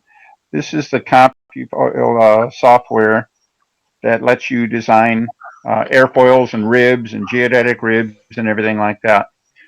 And for starters, you can go to the CompuFoil site. I think I put a link on my my page there. It's just basically CompuFoil.com. You go there and you can download the software, and you can use it for free for I think 30 days. It's not a full, doesn't have all the utilities, doesn't have all the airfoils in it, but it's got enough in there that you can take a look at it and see if it can do something for you or not. Now, the software comes with a bunch of different airfoils in it. It was actually, I think, originally set up for like sailplane flyers and stuff like that. So there's a lot of like sailplane style airfoils in there. But there's quite a few stunt airfoils in there, or symmetrical airfoils that we could use for stunt. What I like to do is, it will let you, for example, generate the old NACA airfoils, things like the 0018 airfoil. And this is kind of the gold standard for stunt airfoils. Just 18% thick, nice bluntness and everything like that. The original use of this was for cutting foam wings, so that the basic, so it comes up with a set of foam wing templates that you can use for cutting a foam wing. But of course, if you're going to build up the wings, you can change it to, you go to the command called use rib parameters, and you got something that looks a lot more like an airfoil. This one happens to default to a leading edge stock, a 1/4 inch, in this case, a 1/4 inch leading edge stock. But if you wanted to change that to say a 1/2 inch leading edge or something like that, there it is. Now the airfoil here, the yellow line is actually the rib, and then there's an assumption the dotted line there would be the outside of a 1/16 sheeting. And you can actually go in and you can actually change the thickness of the sheeting if you want, just to make a big impact. There's 1/8 inch sheeting, makes, the outside is still the same, now the rib is smaller, things like that. Okay. So if I'm jumping around too much, somebody yell slow down or stop or something like that, and we'll fix it. I don't know how to get the pictures up here. I'm not seeing anything either. All right. Well, I'm seeing it. So you can add spars.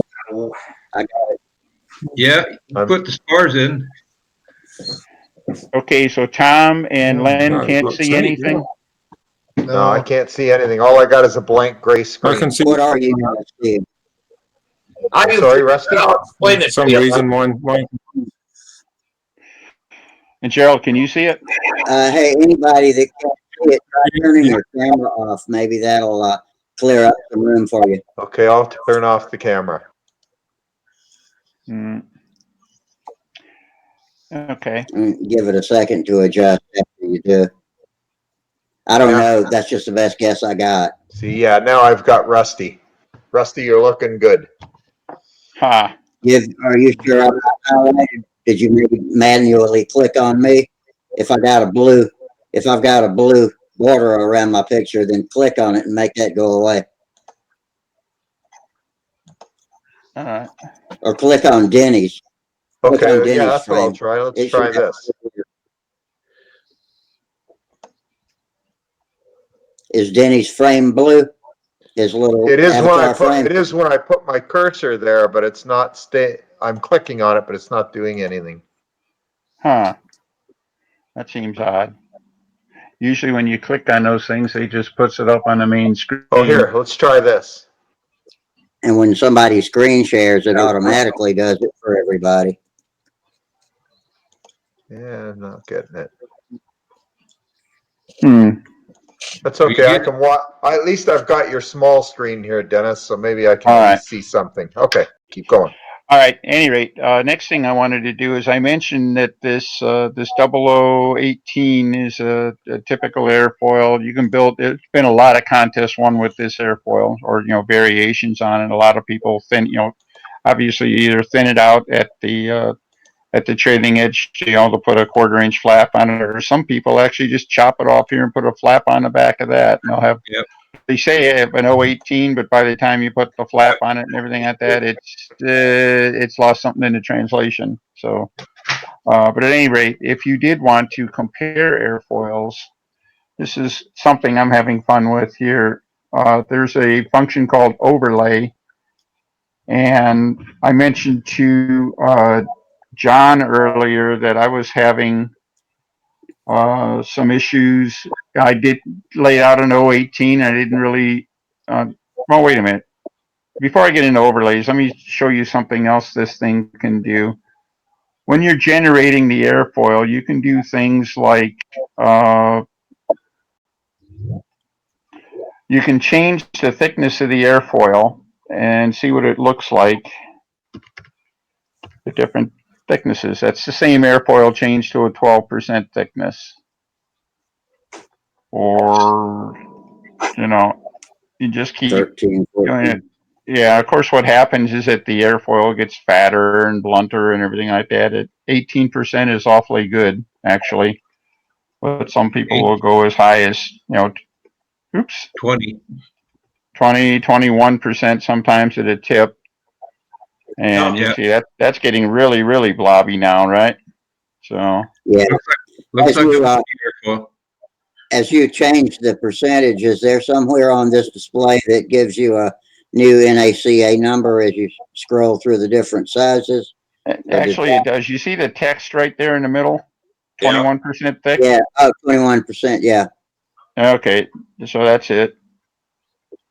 So I'm going to go all the way back to 18. I'm going to show there's one other thing that you can do that's kind of fun is Danny, I can't see you. Oops. All right, hang on a second. You can Okay. go to the modify screen and you can actually change the thickness location. Now the NASA airfoils are all basically the high point is at like 30% chord. See that line right there, 30%, 2.4 inches, whatever. You can take this and start moving it. Now let's go in too small. Let's say move it from 30 down to say 25%. Oops. Now come on, give it to me.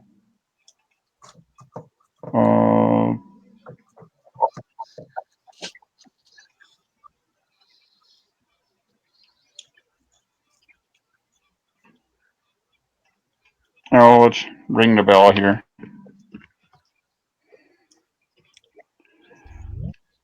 I don't know, that should have been pretty dramatic. It was.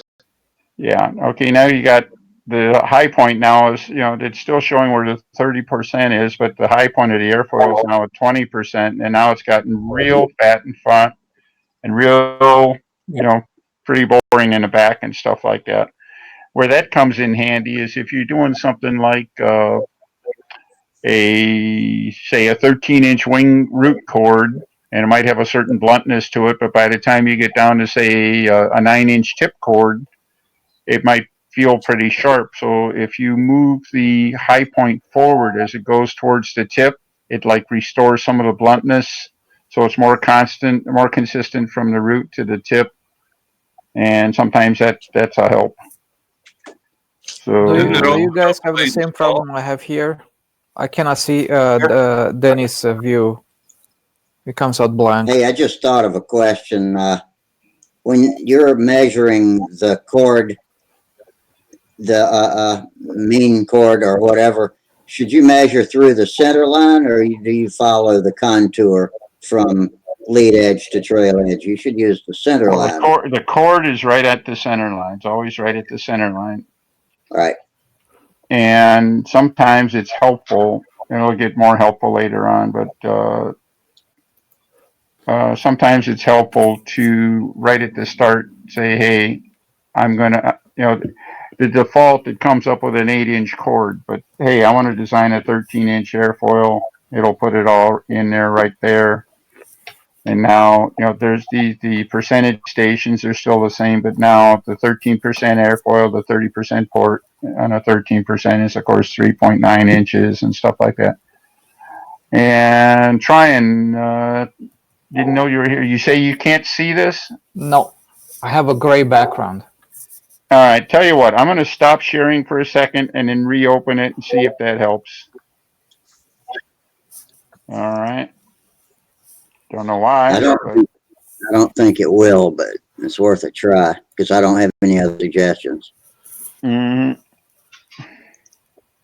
Anybody, anybody that can't see it can open the Stunthangar YouTube channel and open the video there, mute it, and you can look at it there, hit full screen and watch it on YouTube.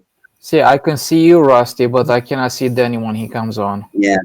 And Yeah. I'm talking and I'm not on. Screen sharing. Well, but but you can watch it on YouTube if you can see it here. What do you think, Rusty? Should we stop and try this some other? I'm trying to do this live, and maybe it's just too much information for bandwidth or something like that. I think anybody not see it should open this in YouTube, mute YouTube, and watch it there, and leave Jitsi open so we can still hear you talking, but just watch the video because YouTube will have it. Yeah, I see it on YouTube, but I cannot see it on Jitsi. Yeah, it's really weird because it shows that Tryon full screen on YouTube. Rusty. What? What, Steve? It shows that Tryon has a better signal than you do. So it's like his bandwidth is better, but I don't know what's going on. Yeah, I have a blank screen for some reason. I don't know. I'm just saying. I know that you can go to YouTube, make it full screen, mute it, and watch it there. Yeah, I'm going to do that. Go ahead. Yeah, leave Jitsi open. Just be sure to mute YouTube so we don't feedback. Yeah, we just shared it the other day. Go to the main Stunthangar YouTube page. Hey, Dennis, up on the top there, I see it says D tube and round and V notch and. Well, that's just basically what it means is you can go through this now. First off, you can start inputting what kind of spar system you want, what kind of construction you want, things like that. For example, let's just put in I put in trailing edge stock, because it's pretty dramatic here. If we add something like, say, 1.5 inch wide trailing edge, it does that to the rib. You see what happened? It's trailing edge there. All right. Yep.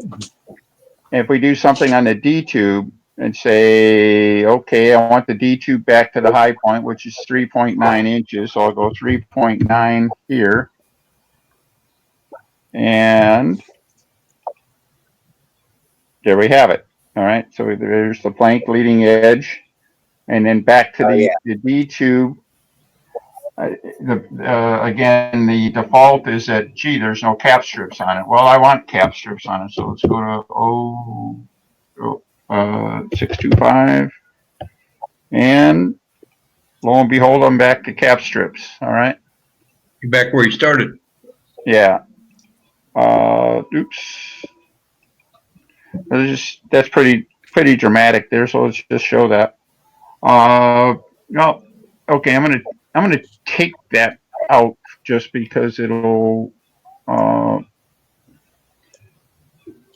Now let's say instead, I want a set of spars at the high point of the wing, and say I want the spar to be a half-inch wide,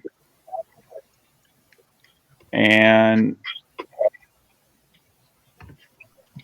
an eighth of an inch thick. And what else do I need to know? Well, let's see what that looks like. All right. So I got a basic spar on that. But let's say I need a turbulator spar.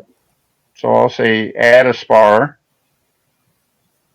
And this one I want to track, instead of going to the high point,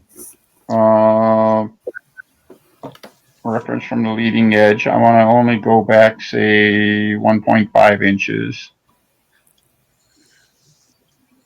Let's see, 1.5. And because it's just a turbolator spar, I'll make it an 1/8 inch square. Let's see what that looks like. Oop. All right. So now I have a turbolator spar. Is that showing up? Yeah. Yep. All right.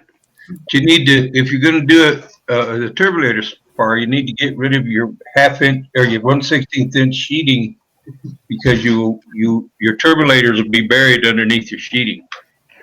Well, that's good. Unless I want the turbulators there to help support the sheeting, you can do that too. Okay. Yeah, but that's a huge point though. For the airfoil on the sheeting setup, if I'm doing a rib without any sheeting on it, then there's an assumption in there that 16 sheet will take that down to 0, and so now all the spars are moved out to the surface. All right. Yeah. Yeah. Now, okay, let's try. Try your jig holes. This one's a little bit harder to do. This one always gives me fits, but let me give it a shot here. Let's say I wanted a 1/4 inch spar, an internal spar.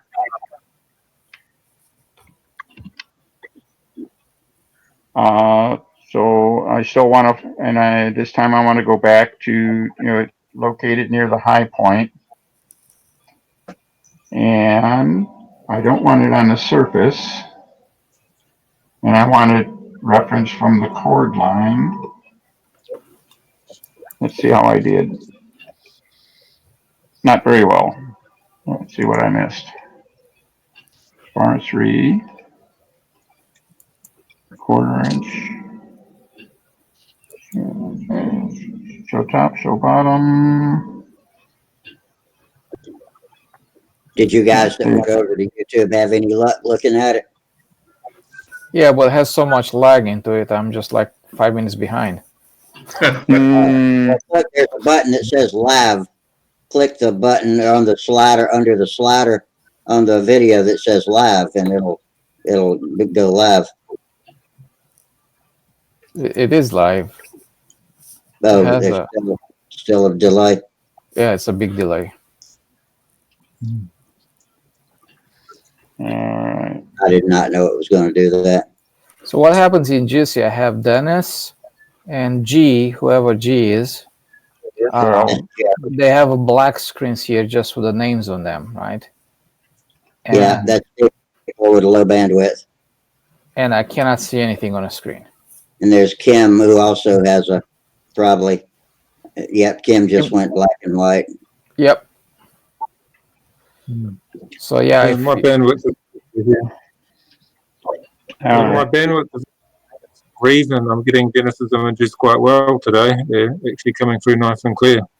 Yeah, Johnny's in a green. I'm in a green, definitely. Who else is here in a green? Oh, Charles Carter says he's at the hospital. He's at, or not the hospital. He's at urgent care with his daughter right now. Sorry, Charles. Okay. But she's you know, Tell them to keep us updated. Rusty, this doesn't make any sense because if you say it's a bandwidth, Dennis has a green, has a good connection. Kim has a good connection. Gerald doesn't have it, but how come go from good to bad and they're still black here? Well, that's what I said earlier, Tryon, that I looked at all of them and you had a good connection. So that's related to everybody's individual connection. That's at their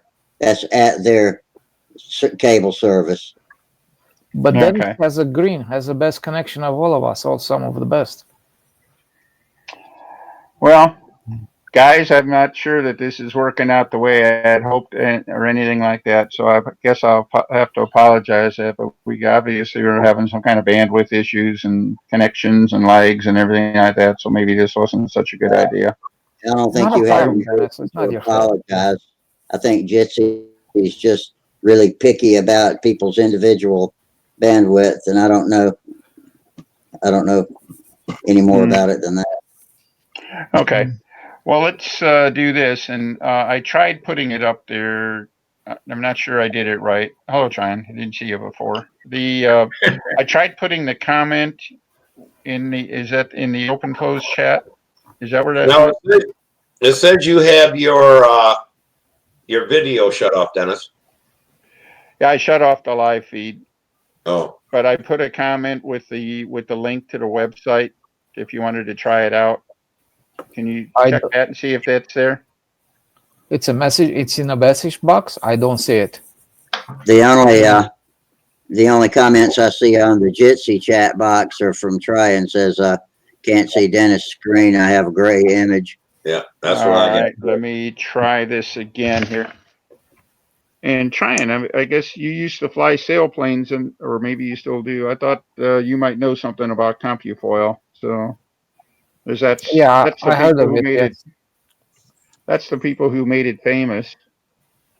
Yeah, it's just a few people that fly sailplanes use it. Mm-hmm. It's a good program. I'm not sure how well it works with like a geodesic wing. It works fine. Unfortunately, I can't show you that. But those wings I was showing off last week, that's how I did them. Was it with this formula? Okay. Now you see my comment now? Yeah. All right. It's called www.compufoil. That's COM for you YouTubers. COMPU foil FOIL.com. Mm-hmm. So it's compufoil.com. And if you go to that website, you can download a trial version for free and just start messing with it. And if you decide you like it, then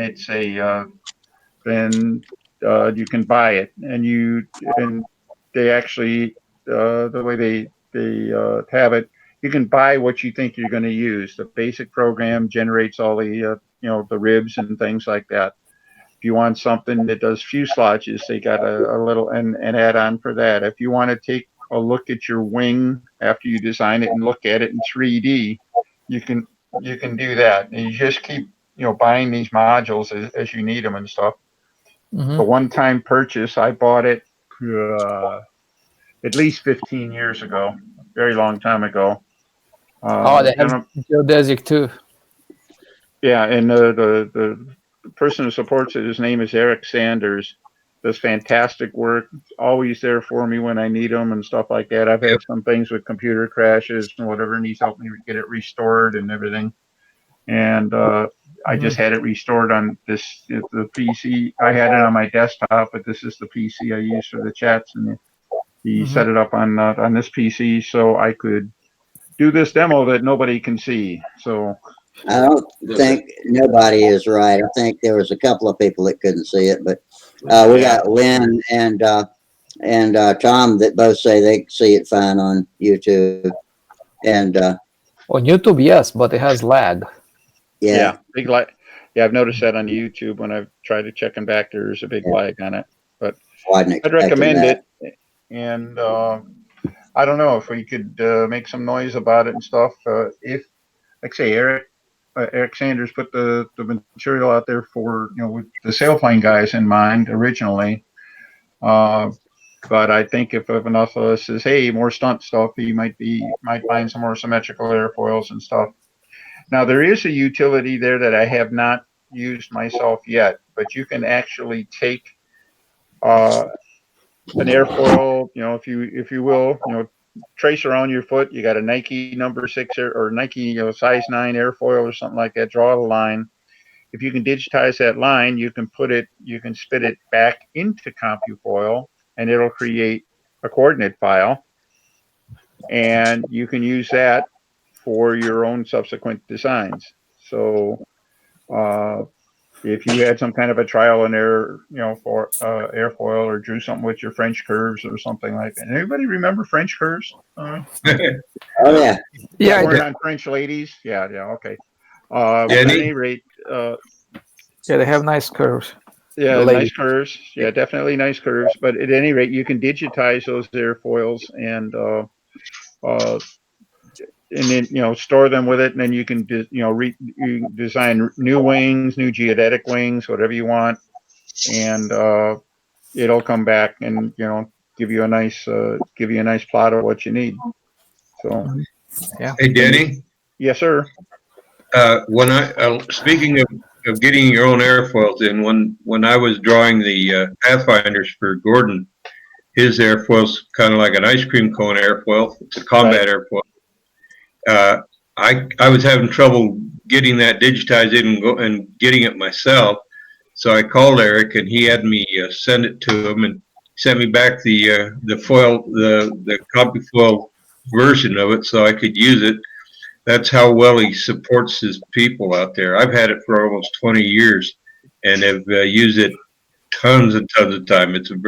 For me, I like it because I've used it so much. Just a little endorsement from me. Yeah.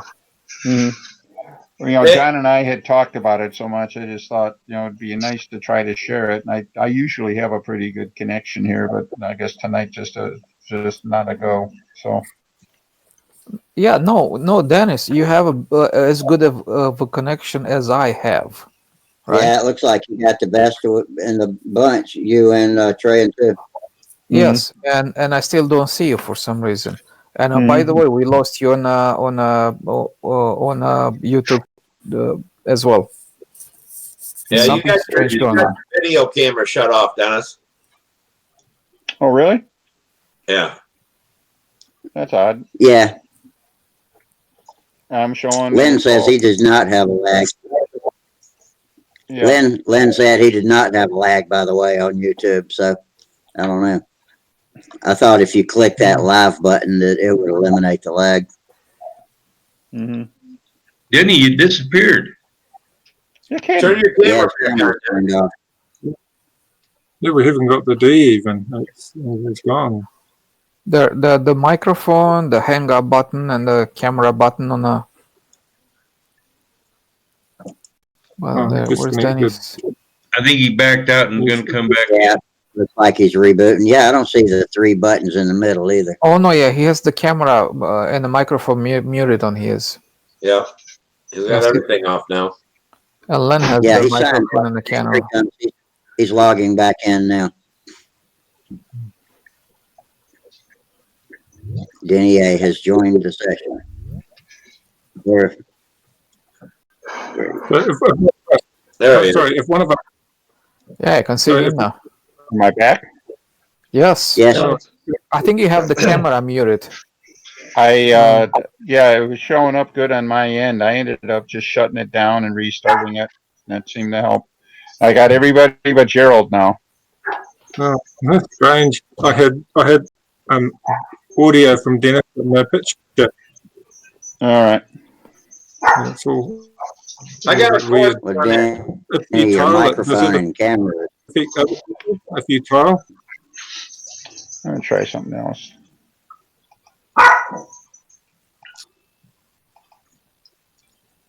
I've had some luck in the past. I usually try to take my video quality down from high quality to standard quality, and the hope is that it, at least at my end, reduces bandwidth. I don't know. No, Can you bring it hear me up. now? Yeah, we hear you very well. Just bring the quality back up. It's fine. All right.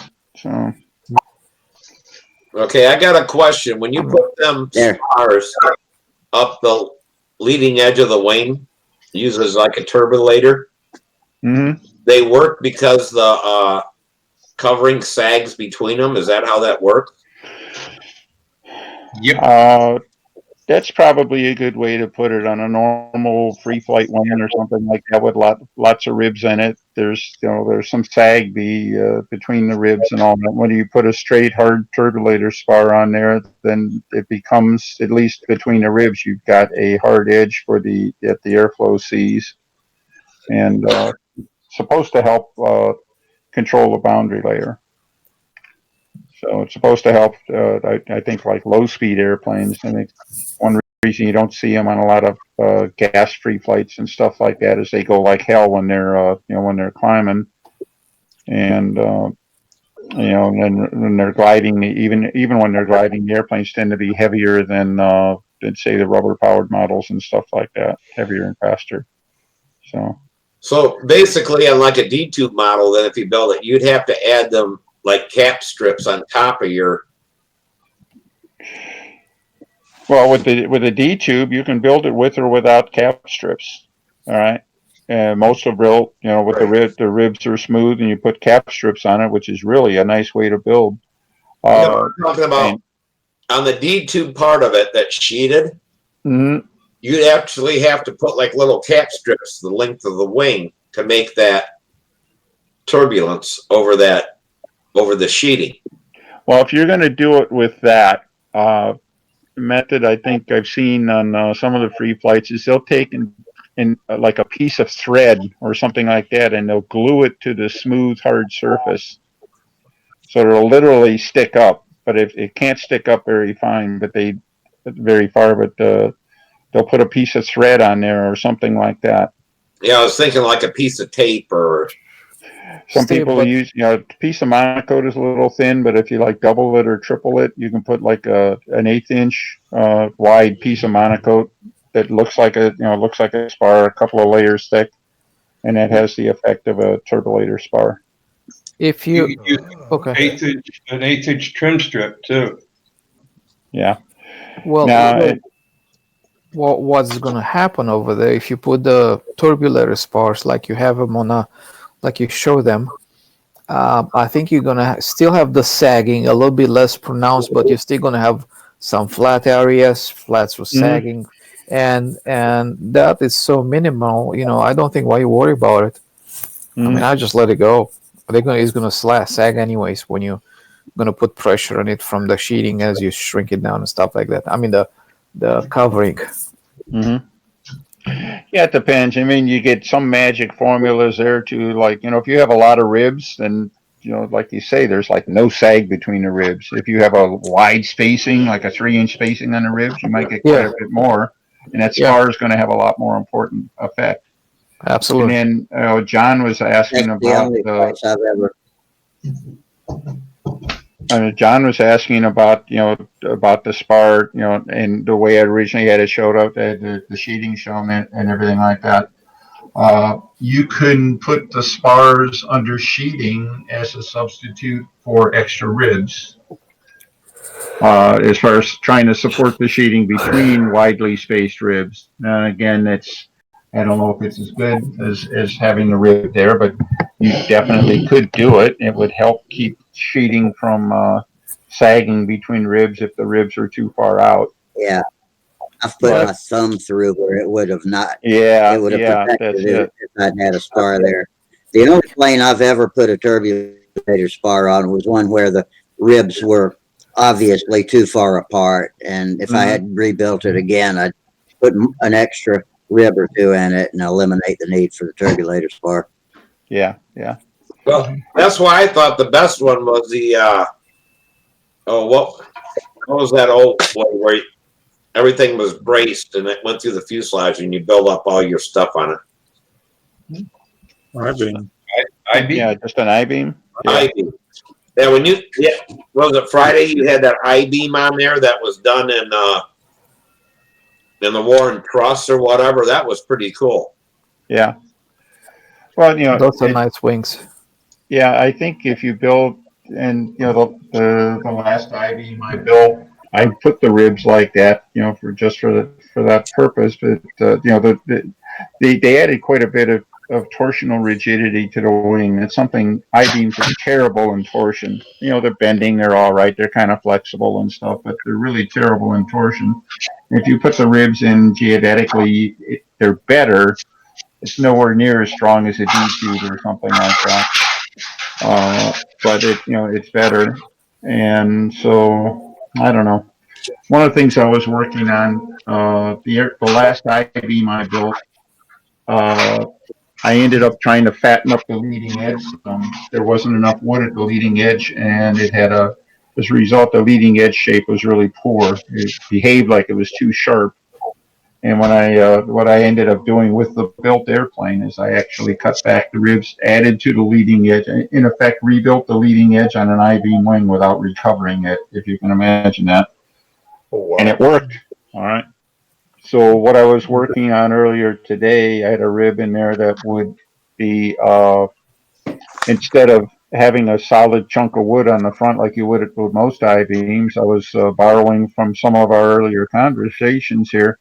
And I was going to put just a little alignment piece, like maybe an 8 square right at the leading edge, and I was going to wrap a piece of balsa around the leading edge, like a pipe, about an inch wide, which by I-beam standards is a huge leading edge, but it takes care of the biggest discontinuity in the whole I-beam airfoil system. All right, right immediately behind the piece of wood on the leading edge. So, yeah. Dick Mathis, we showed this once before with that Excalibur, with the turbulators on it. Mm-hmm. Made a whole different airplane out. It actually flew very well, but it had a pointed, strangely curved airfoil, but it really flew well. Yeah. Now, John, that's the only stunt airplane I think I've ever seen or heard of that had that kind of arrangement too. Am I wrong? I don't recall having seen very many at all with turbulators. There seems to be one other than mine, and it was the guy built published 2 or 3 designs that were similar, but I for the life of me I can't remember his name right now. Yeah, can you guys see? Let me go back on my screen. Yeah, I see you.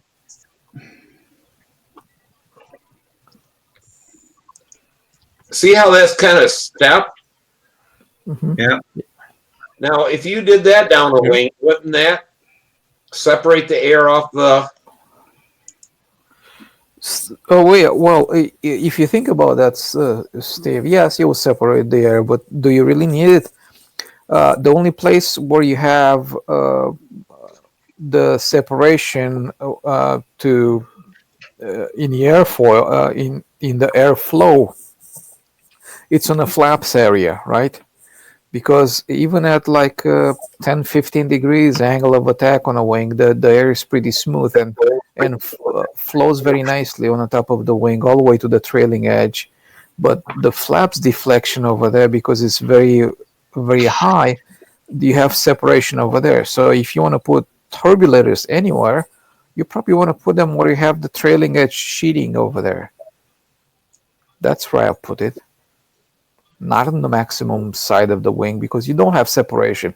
You have to put the turbulators where the separation occurs, in front of the separation, right? The rest of the wing, let it do its work. Well, I know they put turbulators towards, the ones they stick on, they put them at the front part of the wing. Yeah, but it doesn't make any sense to put them over there. If you want to put them anywhere, you put them just in the front in front of the flaps, maybe half an inch or so. Because that's where the separation occurs. The separation of the airfoil occurs at a high angle deflection of the flaps, and it's on a on the uh, outer parts of the flaps. Depends, like if you go in, say you're doing inside loop, you're going up, right? The flaps goes down like this. The separation is right here on above the flaps, right? The rest of the wing works nice, so you need to turbulate in front of that, not at the maximum. Why would you turbulate and disturb the air over the Well, wing? You want to stop the wing from creating as much lift as it can possibly can on that area?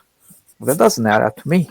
I see what you're saying, Trent, but when we're talking about, like, as a specific example is Dick Mathis designed the plane he called the Excalibur. You're probably familiar with it, but it had a relatively sharp, skinny entry, and its airfoil looked like he took a large radius and just went from the leading edge to the trailing edge, and then flap on the back. And he put the turbulators, 3 of them, in front of the spar at the front of the airfoil. Okay. That airfoil should not have flown as well as it did, but I'm here to tell you, he was a free flight guy, and I'm here to tell you that airplane did not have to take a back seat with any other profile I've ever flown. Yeah. Yeah, Look at where they put the turbulators on the free flight flight. They never put them on a leading edge. They put them right in front of the flaps. well, wait a minute. On a high the free performance flight, on a free flight, they don't usually have any kind of maneuvering flap or anything like that. So they've been driven. Their flight regime has driven them to the leading edge turbulators, which I think work well for what they're doing. I think what you're introducing is a new case. I would say keep the ones on the leading edge, but let's look at putting something on the trailing edge too, for the same purpose. All right. Yeah, you see where I'm going? I hear what you're saying there, and I think there's something to that. You got a big transition going on, and maybe there's something that needs to be looked at. Yeah. Nobody looks at that because pre-flight guys don't do square loops. So they never put a they don't do them. They don't do them twice anyway. And and maybe if they did, maybe there's uncharted territory there. As we're talking about things like balsa wood getting scarce, and you're going to be left with building molded airplanes or some kind of composite construction, or if we're going to use wood, we're going to possibly be using open bay wings, and turbulator spars may be part of the answer, but maybe we need 2 or 3 in front, but maybe we need 2 or 3 just ahead of the hinge line too. Well, what I thought about that was I was watching a thing on sailboats, and they were doing on these sailboats to make them go faster through and less drag. That some of the guys was looking into a fish, and fish has scales, and fish with scales tend to go through the water faster than fish without scales. So his whole idea was to put all them steps along the boat, and I forget what percentage of drag it dropped just by doing that. So you'd get a net effect. Okay, Steve, but we are not trying to drop the drag on a plane. We're trying to keep the air attached to the flaps as it deflects at high angles, right? The air is already attached to the wing pretty good, even though if you go 10-15 degrees in a hard corner, say relative to your path of flight, your flight path, right? Yeah. So you have very high angle of attack. The air stays attached to the wing pretty good all the way to the trailing edge, where it detaches and loses, where it creates the lack of lift. And maybe I understand the turbulators that you're talking about differently, but I'm talking about the ones that they stick them on top of the wing, little blades or something like that they put them on top of the wing. Instead of putting them over there, I think they should be put in front of the flaps. And here's the method to my madness. Somebody was showing, made an experiment with that type of turbulators, like a little blades that stay on top of something. Yeah. And what they did, they put a bunch of strings on a windshield on a car. Yeah. On the back windshield on the car, and they were just going all over the place as the car was moving, right? And then they put the turbulators right on the in front of the windshield, right on the very back of the of the of the how do you say? I'm sorry. The rear window. Yeah, just in front of the rear window, right? And all of a sudden, all those strings started to show laminar flow. In other words, the turbulator turned the airflow could follow and follow the backside of the car, right? So that's what we need. We need the airfoil to follow the flaps at high deflections, right? To make it more efficient and make create more lift on the plane. So why would you put turbulators in the front of on the leading edge or a maximum point of the wing when they should be in front of the flaps? Now I was talking about those blades that kind of sit like this, Yeah. kind of like that. In full-size aircraft, those are called vortex generators. Yeah. Right. They're different than turbulators. They're vortex generators. Yeah, but they're both in both cases. Vortex generators are trying to add energy to the boundary layer, the layer of air that's following the airfoil, and that does tend to be thinner over the front. On thinner on the airfoil back to about the high point. It's growing in thickness, but it gets more dramatic after the high point of the airfoil where you're going downhill. And stuff like that. And there are some people I've seen who have even had some success with vortex generators on the call it the south part of the wing and stuff like that. There are some people who are doing that, but if you're trying to peel away or energize that boundary layer, then I think there is something to putting the turbulator on there. You ever heard of a gurney flap? Yeah. Okay, and that was the race car spoiler where they had like basically, I think what it was mainly there for was to just keep that the trailing edge of the spoiler sharp, but it was basically an angle belt or bent on the end of the spoiler, and it had the effect of increasing the effectiveness of the spoiler. And I think in part maybe because it was energizing the air just in front of it, peeling off the the stagnant or the slower part of the boundary layer that as it gets thick and stuff. So can you do that with a turbulator spar? I don't know. It's worth an experiment. I don't know how I don't know how Trian's gonna mold that into those beautiful molds he's got, though. Is that flap situation you're talking about, Denny? Is that one of the reasons why? What's his name that has the velvet with the slotted flaps? Yeah, Wesley Dick. Yeah, my flying buddy. Is that one of the reasons why he went to the slotted flaps? No, not so. He wasn't there. You take a look at the history of flaps. As high lift devices, they started off as just simple, barn doors on the back of the wing that would deflect, and they had split flaps where the upper surface would stay down, just the bottom would fall. And somewhere along the line, somebody got the idea that they could put a slot in there to get a little more curvature, to get more turn in the air going down, and then double slotted, and I think there's even triple slotted, and they just get so complicated that they get ridiculous. They're all designed to improve the effectiveness of the flap itself. All right, I don't think there's any attempt there to really improve the boundary layer. But if you did something with the boundary layer, it would be an additive effect, I think, to anything else you do with the flaps. Okay. Yeah. If you put a vortex generator in there, or if you can somehow peel off the bottom of the layer. If you can put some suction in there, suck it in that way. Some full-size aircraft do that. Any of those things should help the effectiveness of whatever flap you put behind it is. So okay, so the Stuka dive bomber had that flying flap thing in back there. Was they were trying to achieve something along the same line with the.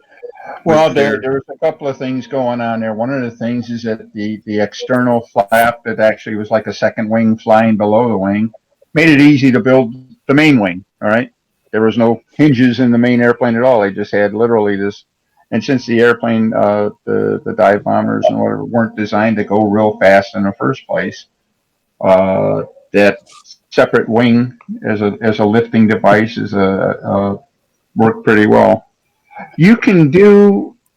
There's a real nice Wikipedia article on aeronautical flap designs. I think it's something like that. You look up something like aerodynamic flaps or something like that, and you'll get kind of a rundown of everything and the history on them. And uh, there's some real nice little sidelights in there. Same with like the Handley page, leading edge slots. Some were built as fixed slots that help improve the lift at very high angle of attack. Low speeds and stuff for airplanes that are just trying to float in and stuff. And then some of them were mechanical in that they would normally be completely closed, but if the airplane got into a maneuvering configuration where uh, it had to pull real hard, the slats would actually open automatically and help retain the attachment of the airflow around the leading edge. But I'm not sure. I don't know that I've seen a lot of emphasis on the improvements on the back, so much like that. And when the sailplane airfoils, all the stuff that started going on, certainly, they had good front designs and stuff, but I think they were working on through contours and everything like that, trying to keep the air on the back of the airfoil as thin as possible, the boundary layer as thin as possible to try to make it less draggy, stuff like that. Okay. Hey, I'm going to try one more time. I'm going to share just a static screen and see how that looks. So stand by for news. Well, it's like that step wing there. If you could eliminate drag, wouldn't that be better for electrics if it went through the air? Well, I think so. I mean, I've always been a fan of low drag, even when I was flying gas, and mostly because I was flying wimpy engines and things like that. But of course, low drag isn't, there's no free lunch. Now, if you have a low drag on an electric airplane, I think it's a good payoff because you don't pay any power for the drag. And if you get winding up, then, the motor will slow it down so you don't need the drag of the airplane. All right. Can you see this rib image? No, because you're not sharing that application yet. It didn't share? The application. Oops. How about now? Yep. I can see it. Gray screen for me. This is what I was talking about as an alternative to a 1/4-inch leading edge on an I-beam or something like that. I'm going to try to put, I still feel comfortable. Actually, just for building, I would have something in there to help align the front of the ribs, something there to help align the back of the ribs. And I think I can just wrap a piece of planking around this and get a much better transition than you're used to seeing on an I-beam. And I'll make it 1 inch wide at the root and a 1/2 inch wide at the tip or something like that. Whatever it takes to get a well-defined curve on there. Dennis, what I do, I use that kind of a leading edge structure. I go to the store and I bought me 2 36-inch length of the old airfoil leading edge. Yeah, that would be absolutely great for this, wouldn't it? Yeah, and then I wrap it with saran wrap, and then I take 1.5 inch wide piece of balsa, soak it up, mold it around it, wrap it, comes out. It fits right in there, just perfect. Because it doesn't matter whether that totally matches what your curvature, because you fit it right in there, it'll hold it in there, and it makes it wonderful. And I use that little bit of piece you got up there right at the leading edge. I do that, so it's just a little stronger right there than and it works wonderfully. The Zweipanzerflug has that, and the biplane has that. Yeah, I've noticed that on the plans of yours that I got. Yes, sir. Somebody else asked. Yeah, I was wondering, like, for simplicity purpose, if you build this wing as of, like, let's say it's like an I-beam wing, right, with half ribs that you use the template and stuff like that, right?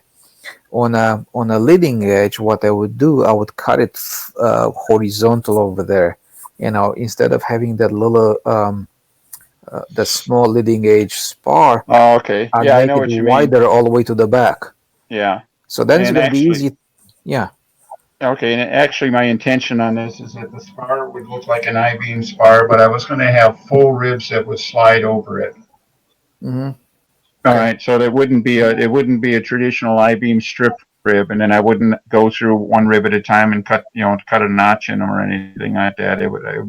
I'd have them all laser cut Yeah, of with course. and then slide them over the spar. One thing, if uh, Yeah. and it would basically capture the spar caps, and then actually leading edge, trailing edge. And I'd have a cap on there, and then some flanking and stuff. But the only reason I put this up there is that just illustrated what I was talking about. An Instead of idea. having, say, a normal I-beam would have something like a quarter-inch leading edge, and you're kind of stuck with, then this area where you go from the solid wood into the sheet, this is where it gets really ugly right through here. Yeah, you have And to shape it and yeah, you have to shape it, and then no matter how well you shape it, you're stuck with a real deep dimple, at the front of the ribs and stuff. And if you can wrap that back a little bit farther, you can make that, that's just a memory. you can also leave it just as is right now. Obviously, you get that leading edge piece all the way up flush to the end, right? Mm-hmm. And if you have a little bit of space in between over there, just where you put your mouse, who cares, right? Yeah. Let it. Well, one thing I don't like about the CompuFoil program is that you see that step there. If I was going to plank that, the planking would probably have a square edge. I'd have a gap there and stuff. Yeah. I think I would take this, and it would be 95% finished, but I think I'd want to go through and make this basically a perpendicular line. You know what I mean, to the airfoil. Yeah. Because it'd be a whole lot easier to butt that up, and then I don't have to sit there and fiddle fart with a bunch of little gaps or anything like that. But, now that Dennis, that being said, why not just have the whole rib being built at the minus 1/16 of an inch over the sheeting, and then you just put the leading edge, put the trailing edge, and then put some cap strips on top of it and call it a day. Can do that too. Yep, cap strips on top of the rib. And that's the easiest. And you don't care after that, right? Right. Let's see, where is that? I got a question about the I-beam wing though. What do you do? What do you do with the lead outs coming out? Doesn't it hit? Well, that's all. There's nothing in the center of that rib. Yeah. That's all open space. That all depends what you're flying at. Now, if you're flying IC, the lead outs tend to be more forward because you start with a full fuel tank, so you have a 4 CG, and you end up with a aft CG, right? So it's the lead outs are a compromise, right? Now, if you fly electric, the CG never changes, so the lead outs are always in optimum position, which is a little bit more back. Which would not be an issue, I think. No, it's the only issue is that, Steve, you just work through it, and if you take a look at the I-beams that have been published and everything like that, it's usually at the center of the wing, the bell crank's mounted on the I-beam, right dead on center, so there's no issue there. But it gets out to the tip. A lot of them have slots in the I-beam that you pass the lead out through. And then some, the slot, and then since we started using adjustable lead outs and stuff, the slots get a little bit longer and stuff like that. But that's how you get around, that's what you do with it. Okay, so it's like a D tube then when you cut out the. Yeah, the hope is that you don't have to compromise on things like lead out position and stuff, whether it's forward or aft or anything like that. Some of the I-beams and some of the classic designs, the I-beams are way forward. I remember Bob McDonald, he built the USA 1. He tried his very best to duplicate Billy's original airplane, except for one factor. He moved the I-beam back 1 inch because he didn't want to run lead outs through the spars. And because the spar was so far forward, it actually was structurally inefficient. He had, the spar way forward and all the wing behind it, and it would just twist at the tips. By moving the I-beam back, he was able to fight that off. So Yeah, that and is, yeah. yeah, I That don't is know if you've absolutely seen true. The I-beam Bob's went I-beam, standard. but his USA 1 is probably the best USA 1 that was ever built. All right. Yeah. So of Yes. course, it was built, but he had carbon spar caps and everything like that. So I mean, the thing was built, way beyond the 1970s technology of the original USA 1. So it couldn't help but be better. And he added some improvements like that. And of course, Bob is a fabulous builder anyway. But any rate, that's all I guess. That's enough of that for one night, I guess. Was everybody able to see that picture? Yes. No. Yep. That screen share No, show up? Oh well. I saw it perfectly. Well, I was looking. Okay. I'll sign out. I'll say thank you very much, Dennis, for sharing it. It's great to be able to actually see it tonight. But it's been a very informative evening, and I'll hope to catch you all again. Have a good. While it was passing me. Yeah, go on out. Harold, You're doing all the That's some flying pretty for everybody on the educational board too. here. So you keep flying Gerald, down have a there. nice afternoon. Take it easy, Gerald. Take Yep. care, Gerald. Hey, tell the boys we said hi. I know. Yeah, absolutely. We'll see you, They like Gerald. to watch it. Best of Okay, luck good to night, you. all. Thank you. Bye. Bye. Good night. Anyhow. Hey, Tom, did you take a look at the program? Yeah, I looked at it briefly. I didn't, not in a lot of depth. There was a guy on Sparky's build over the weekend that was trying to get a hold of you because he was interested in it, in the simple timer. Mm-hmm. Yeah, I don't know if you can get on that YouTube deal and get his name or whatever and find him trying. He was from Poland, I think. Yeah. And I told, isn't your handle on Stunthangar is Evolution, right? Or Evolution? Stunthangar? No, TDM. Oh, TDM, that's right. What's your YouTube or not YouTube, but Facebook page or whatever? It's Evolution Gliders, I think. Oh, okay. I got that. I got the evolution part there then. But yeah, if he's back on, we'll tell him TDM because he wanted to get a hold of you. Uh-huh. Yeah. So on Facebook. Are you okay with sharing that your program with other people or not necessarily? Yeah, that's it's fine. Evolution Gliders is on Facebook. Yeah, we didn't know if you wanted to give up your programming. Mm-hmm. I mean, just it's fine. You want to put it in the public domain? That's what'll happen. Yeah. Well, yeah, I know. I don't know. I don't know what to say about it right now. Just I'll talk to the guy from Poland. Let him know what you feel. Yeah. Okay. I guess we can contact him. What is he on the stunt? What was that on Facebook? Stunthangar? No, I don't know. I saw him posting on Sparky's weekend build video. Yeah, that's where he was. He's come in there a couple times trying to find you, and just having a hard time. Yeah, I mean, he could probably just find me very easily and send me a PM in Facebook under Control Line Flying or F2B. I think he said he didn't have Facebook. I think that was part of the problem. Okay. Oh, okay. Okay. You can still PM me on Stunthangar.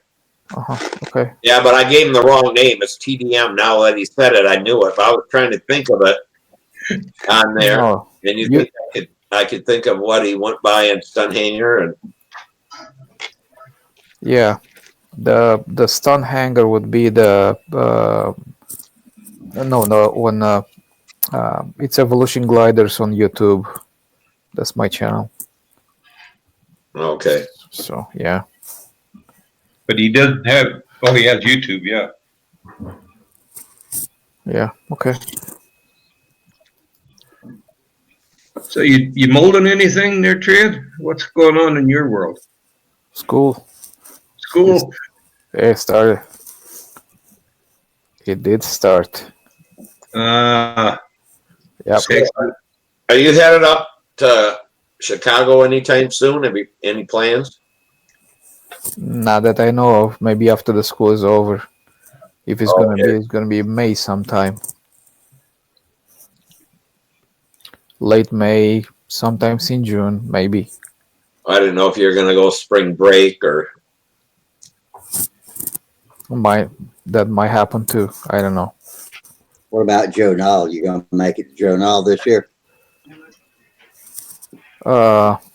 Maybe maybe I'm gonna sneak out and get there.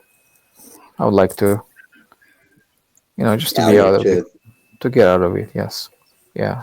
I expect I'll be there on Thursday and Saturday. Hope to see you guys there. See you, Len. When is Joe? No, I said I hope to see you guys there. Oh, I thought you said hope. See you later.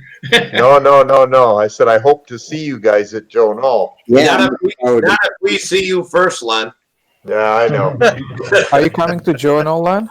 I am coming. I will be there. Most definitely. When is it happening? I believe it's the first week of May or second week of May. I'm not sure the exact date. It's probably what's the date for Joe Knoll? I've got it right here somewhere too. It's probably the second or third Saturday in May is when it starts. Naomi's looking it up right now. Okay. Yeah, I think it's on the Stunthangar events thing, which I don't have handy. I'd like to go just to see it all. Yeah, I know it's on my desk. That's part of the reason we're going. The RC and the control line. I want to see the whole modeling deal there. That's part of the reason we're going. I want to see the whole thing. Mm-hmm. I mean, the stuff that's over there is kind of, a lot of people that bring big planes and stuff like that, which, Okay. Yeah, I wanted to see there at Toledo, a guy had I don't know what it was, a DC something or other that they use in the Vietnam War as a gunship. Mm-hmm. And I wanted to see it. It had machine guns that moved in it and all kinds of really neat. It would drop bombs or whatever. It could drop tanks or something. I don't know. I wanted to see it, but I didn't get down there or whatever. Mm-hmm. Joe Knoll is Saturday. Oh, I'm sorry. Joe Knoll is Saturday, May the 9th to Saturday, May the 16th. Oh, the kind of is right on the final exams. I'm not sure if it's gonna. Oh, of course, it had to line up then, right? Of course it did. Just clip out of all that stuff and then. That's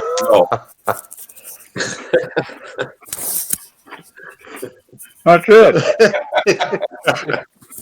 Yeah, just don't do the important things in your life. Yeah, right. I tell Samantha that all the time. She's like, "Oh, there's homework, and I got to go there in bad weather." I said, "Just clip out of that stuff, and you'll be fine." She's like, "Shut up, Dad." Nice. It's hard to think Samantha at that old. She's just a little girl. Well, it's funny. I told her though, when I was going to college, there was one guy there that we'd see him on the first day of class for math, for physics, and all this kind of stuff. Never seen him again. And he clocked out of all this stuff. And I'm like, how in the hell is he so smart? Why is he even going to college if he's that smart? But he had to have the classes for a degree or something. But you gotta have the paper. And then you gotta have the paper. it was just crazy, you know, and he was a young kid, and I guess he was some kind of prodigy or something. And he was just flying through classes like crazy. Wow. Yeah, there are some kids that are like that, man. Yeah, I had some kids in my one of my classes. You know, it's like I saw them there for the first 2-3 weeks, and I said, "Hey, my teacher goes by this stuff over here. I can do this on my own at home anyway. So why should I waste my time being in a class?" And I never saw them again, unless there was a test or an exam or something like that. That's the only reason for which they showed up. And they passed them? Last year, Yeah. she had advanced algebra. And she said basically Gary just she had it in high Gary school. just reminds us it's on his Stunthangar calendar too. And Joe it was just a deal to where she said it was just review for because she already had done it in high school. So she wished she had taken physics in high school. So that would have been more of a review and stuff like that. But I mean, some of her classes in high school must have been really tough to where that stuff was, you know, review or whatever for her. Yeah. Well, I did good in the classes that I was really scared of, you know, for some reason. There's some classes like this physics 2 scared the shit out of me last semester, right? And I turned out doing very well at it. I don't know how I ended up there, but it got better and better, and I pulled it through. Yeah, Samantha, she had with physics, it was tough for her. But it's just all the concepts and stuff like that, I think that you're not used to. Hey, Trey and Gary's asking if you got your calendar in the mail. Yes, I did. Yeah, I got mine too. Thank you. Appreciate it. Excellent. Yeah, Joe Knoll and all that stuff's on there too. Yeah, mine. Thank see you. that? How'd you get it? Yeah. I didn't see. Is there an order blank on Stunthangar or something? Tell him he's got to offer a bigger one because that's the only calendar I have now, and I got to go put my damn reading glasses on to see if I wrote anything. We'll send those calendars out to whoever sends us pictures to fill it up with. And then there were a few extras. We had some overflow we sent to some long-time Thanks, Rusty. guys from the YouTube side. Sure thing. Yeah, I appreciate it. Yeah, or nice. I got that in the mail. I'm like, what the hell is this? I open. I'm like, oh, another calendar. Good. I'll just have to make sure I have my reading glasses. But yeah, I got to get out. Used to be that everybody had calendars out. You could grab a calendar for your house. And you never. They go like hotcakes now. I mean, Yeah, they're gone January. But yeah, I mean, it's like now you never see them, and it's like, shit, I got to find me a calendar someplace or go to a calendar store, I guess. I don't know. Yeah, and they're stupid expensive too. Yeah. They are. Yeah, they got kittens on them and shit. You know, I was in the mall and I see them. I'm like, I don't want a calendar with kittens on them, but I guess I may have to give into that crazy shit. Calendar. I think we need a big full-size stunt calendar. That's what we need. The Snap-on calendars were nice. Most of my calendars have race cars. Race cars are based. But yeah, you don't see the Snap-on calendars anymore or nothing like that. So I've got a little teeny calendar that's on my computer here, and I keep it right off to one side, and I flip pages on that, and it tells me today's the 20th of January. And I put that right underneath my little clock up there so I can keep track of everything. Well, that's what Samantha said. She goes, "You got a calendar on your phone, Dad. Why don't you just use that?" I'm like, "Oh yeah, I can really mess shit up there. I'll be in the wrong decade and shit putting stuff on the calendar." I don't need a calendar. Naomi's my calendar. Well, I noticed how you found the dates for Joe Knoll. I noticed how you looked those up. Yeah, but that's how I do it. That's how I do everything. That's good. You mean she tells you what to do by the date on the calendars now, huh? You darn right. So she doesn't have to tell you more than once. She just writes it down and says, "There you go." Well, you don't see two black eyes here, do you?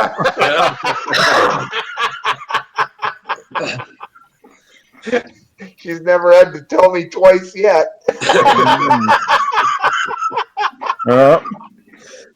She got you trained right. Oh man. Oh yeah. It's like my dad always says, "Show me a man who is the king of his castle, and I'll show you a single man." That's right. Exactly. Or show me a man who's king of his castle, and I'll show you a man who lies about other things too.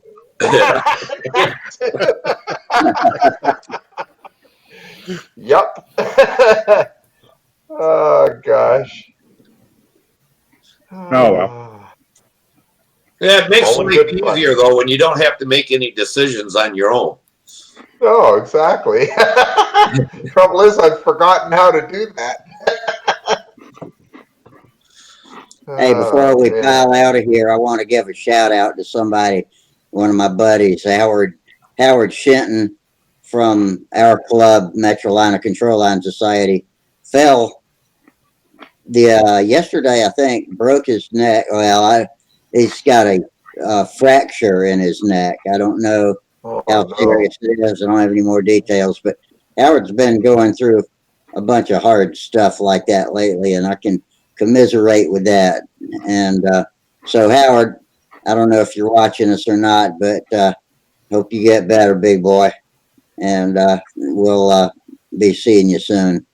And I'll try to give you a call maybe tomorrow or the next day. I hate to call people when they're in the hospital though, because you never know what when they're trying to catch a little bit of rest in between stuff or not. But anyway, Howard Shenton, please get better. Now, what he just slip and fall in ice, or no, we don't have ice, but he just fell. That's all I know from Will Davis, and got an email, and it's just all he told me was Howard fell. He's got a fracture in his neck. Neither one of us knows how serious it is, but Will did talk to Howard on the phone, and Howard was in good spirits and pretty talkative. So that's a good sign. So anyway, That is good. shout out. Howard's one of our combat event directors always at Huntersville. Mike Lonke and Howard and all those guys know each other. And so, yeah, he's a big combat dude. He's a big dude all the way around. Yeah, I went down 2 years ago. I thought I broke my hip, but I didn't. But I just found out as you get older, you just don't bounce well. No, you don't. And sometimes things break even when you don't do anything to break them. Yeah, like we have with you. Like walking, yeah. So are you away from the walker now and all that kind of stuff, or can you get around? I need to keep a cane with me around the house. I don't use much of anything, but if I go out, I'll take my cane with me. If I go outside, I'll take it because my endurance is still down, and they tell me it's going to take a long, long time for it to come back, and I can't go very far without the cane to lean on. And most of the time, I just carry the cane and tap it down as I walk, just for make sure I'm balanced or to catch myself, and generally support everything with my legs. As far as pain goes, it's like nothing ever was wrong with hips. They're good. The worst thing that's wrong with me right now, besides my endurance, is the arthritis in my neck. And there's nothing we can do about that. So it is what it is. Have you tried that high cane? That looks like a walking stick. Have you seen them? I've seen somebody with it though. I don't need anything like that. I just need a cane to tap down, like I'm Mr. Peanut, Get me a monocle, carry my cane. I just wondered because they said that they tried to with my mom, trying to get her off the walker and stuff because and same thing with a cane, you tend to be bent over when you walk and you don't walk straight. I've had the muscles strong. I've pretty much trained myself to keep checking my posture, and I try to stand up straight with my shoulders back. Um, and I had a good PT guy. He taught me a lot about the musculoskeletal system and why it does what it does and how things work. And glad I had him. He got me farther than anybody else ever has before. And so I'm good. I mean, my hips are like, I just went to the doctor last week to have a checkup on my hips, and they're fine. They're hooked up, bones growing back. So is the shoulder. It's those bones all growing back in. Still got that big fat nail in it, but hey, doesn't matter. No. And so, like I said, the only thing wrong with me is endurance and neck, arthritis in the neck. So if I can live with that, That's good. neck pinching nerves. That's the worst thing about the neck. It's pinching nerves, So got peripheral neuropathy and that sort of thing. But Wow. everybody, hell, streaming starting back up. So yeah, y'all can keep talking now. Here we go. Yeah, it does that every night. Not quite the same time either. So I just keep it on the clipboard so I can paste it right into the control. That must, what does it stay on for an hour and a half or 2 hours or something like that before it kicks out? It's different every time. There's no predicting when it's going to happen. It's always at the let's see, it's 12:29 now. We started at 9:40, so 10, 11, 12. It's a little less than 3 hours. So, Has anybody got Netflix? Yeah. I do. Have you watched Lost in Space? I was about to ask. Yeah, I watched the first season, and I was told the other day that the second season is on now. I thought it was behind the paywall at Amazon, but I'm gonna start binge watching it again. It's good. I liked it. How many episodes have they done this season so far? 10, I think. Oh, I've watched them all already. Is it good? Yeah, because I get into binge watching on that. Yeah, I've been in the one, and then I watch the other one, watch the other. And I have to turn the damn thing off and leave the TV alone. Otherwise, I'd sit there for 10 damn hours straight. Yeah. Oh. It's hard to walk away from. Yeah, I did Doctor Who the same way. I couldn't stop watching Doctor Who, and then they took it away before I finished it. So Really? Yeah. Is it like the original or what? what, Doctor Who or Lost in Space? Lost in Space. No, it's completely more elaborate. It's real science fiction show now. Oh no! Don't talk to me about that. Naomi loves that show. I hate it. I'll tell you what. Some of the stuff you can kind of predict, but a lot of it is a lot of twists and turns. I think that this season of Lost in Space has been better than the last couple Star Wars myself. Star Wars isn't even science fiction to me. It's just a bunch of fantasy space opera. It just happens in space, That doesn't make it science fiction. It just makes it fiction in space. Space fiction. That's what we call it. I like plausible science in my science fiction. And I know Star Trek looks a lot more like magic, but I ain't turning my back on Star Trek after all these years. So. Well, Picard's coming back. Yeah, this week, right? I thought Voyager and Janeway were the best Star Trek series. That was the best Star Trek, and they got home and finished the series too. That was cool. Yeah. Well, that's the problem with the ongoing journey like that. I was curious whether whether it would last long enough for them to get home or not. But they came through the hole with the Borg hot on their ass. Yeah. Yeah. And I'll tell you what, the ending of Lost in Space, you'll be wanting the next season. Yeah. Okay. They did a really good job from the ending of that. Okay, we got to sign off now. I got to catch an episode of Lost in Space. Oh my God! Yeah, it's too late now. I'll have to catch one with my breakfast. Hey guys, I'm gonna say goodnight anyways. Yeah, I'll shut it down for tonight. I think we're good. We had a great show. Denny thanks for all of your Good illustrative. Thanks for screwing up everybody's videos, right? Oh well. Yeah. Well, Yeah, well- my heart was in the right place. That's all I'll claim. All right. You did a good job, though. I got to watch it all. Yeah, we Yes, just you have to. did. We just have to jump All through right, the. I will ditches. finish off my last show and tell of the night. Northern Hawk Amber Ale from the Travers, Michigan brewery, way up north. All right. They almost speak Canadian up there. So, hey. So, Hey, close there, eh? okay. Cool, eh? Yeah, there's up in. Cool, eh? Yeah, it's time to go. Last night I dreamt that I was a muffler. Today I woke up exhausted. So Yeah. With that, goodbye. Goodbye. Got a bad muffler Oh, you bearing. don't look exhausted. He Okay, thinks he's people, funny. thank y'all. He's Appreciate funny y'all. looking. All right, good night, guys. Good night. And all you was saying, YouTubers Steve. out Good night, there, guys. thanks See you later. everybody on YouTube. There was a bunch of you out there tonight too. So You too, we'll be Rusty. signing Take it off. easy. Yeah, sure thing, Lynn. Take it easy. And I'm looking forward to seeing you in May, seeing you in the flesh. All right, people. Good night.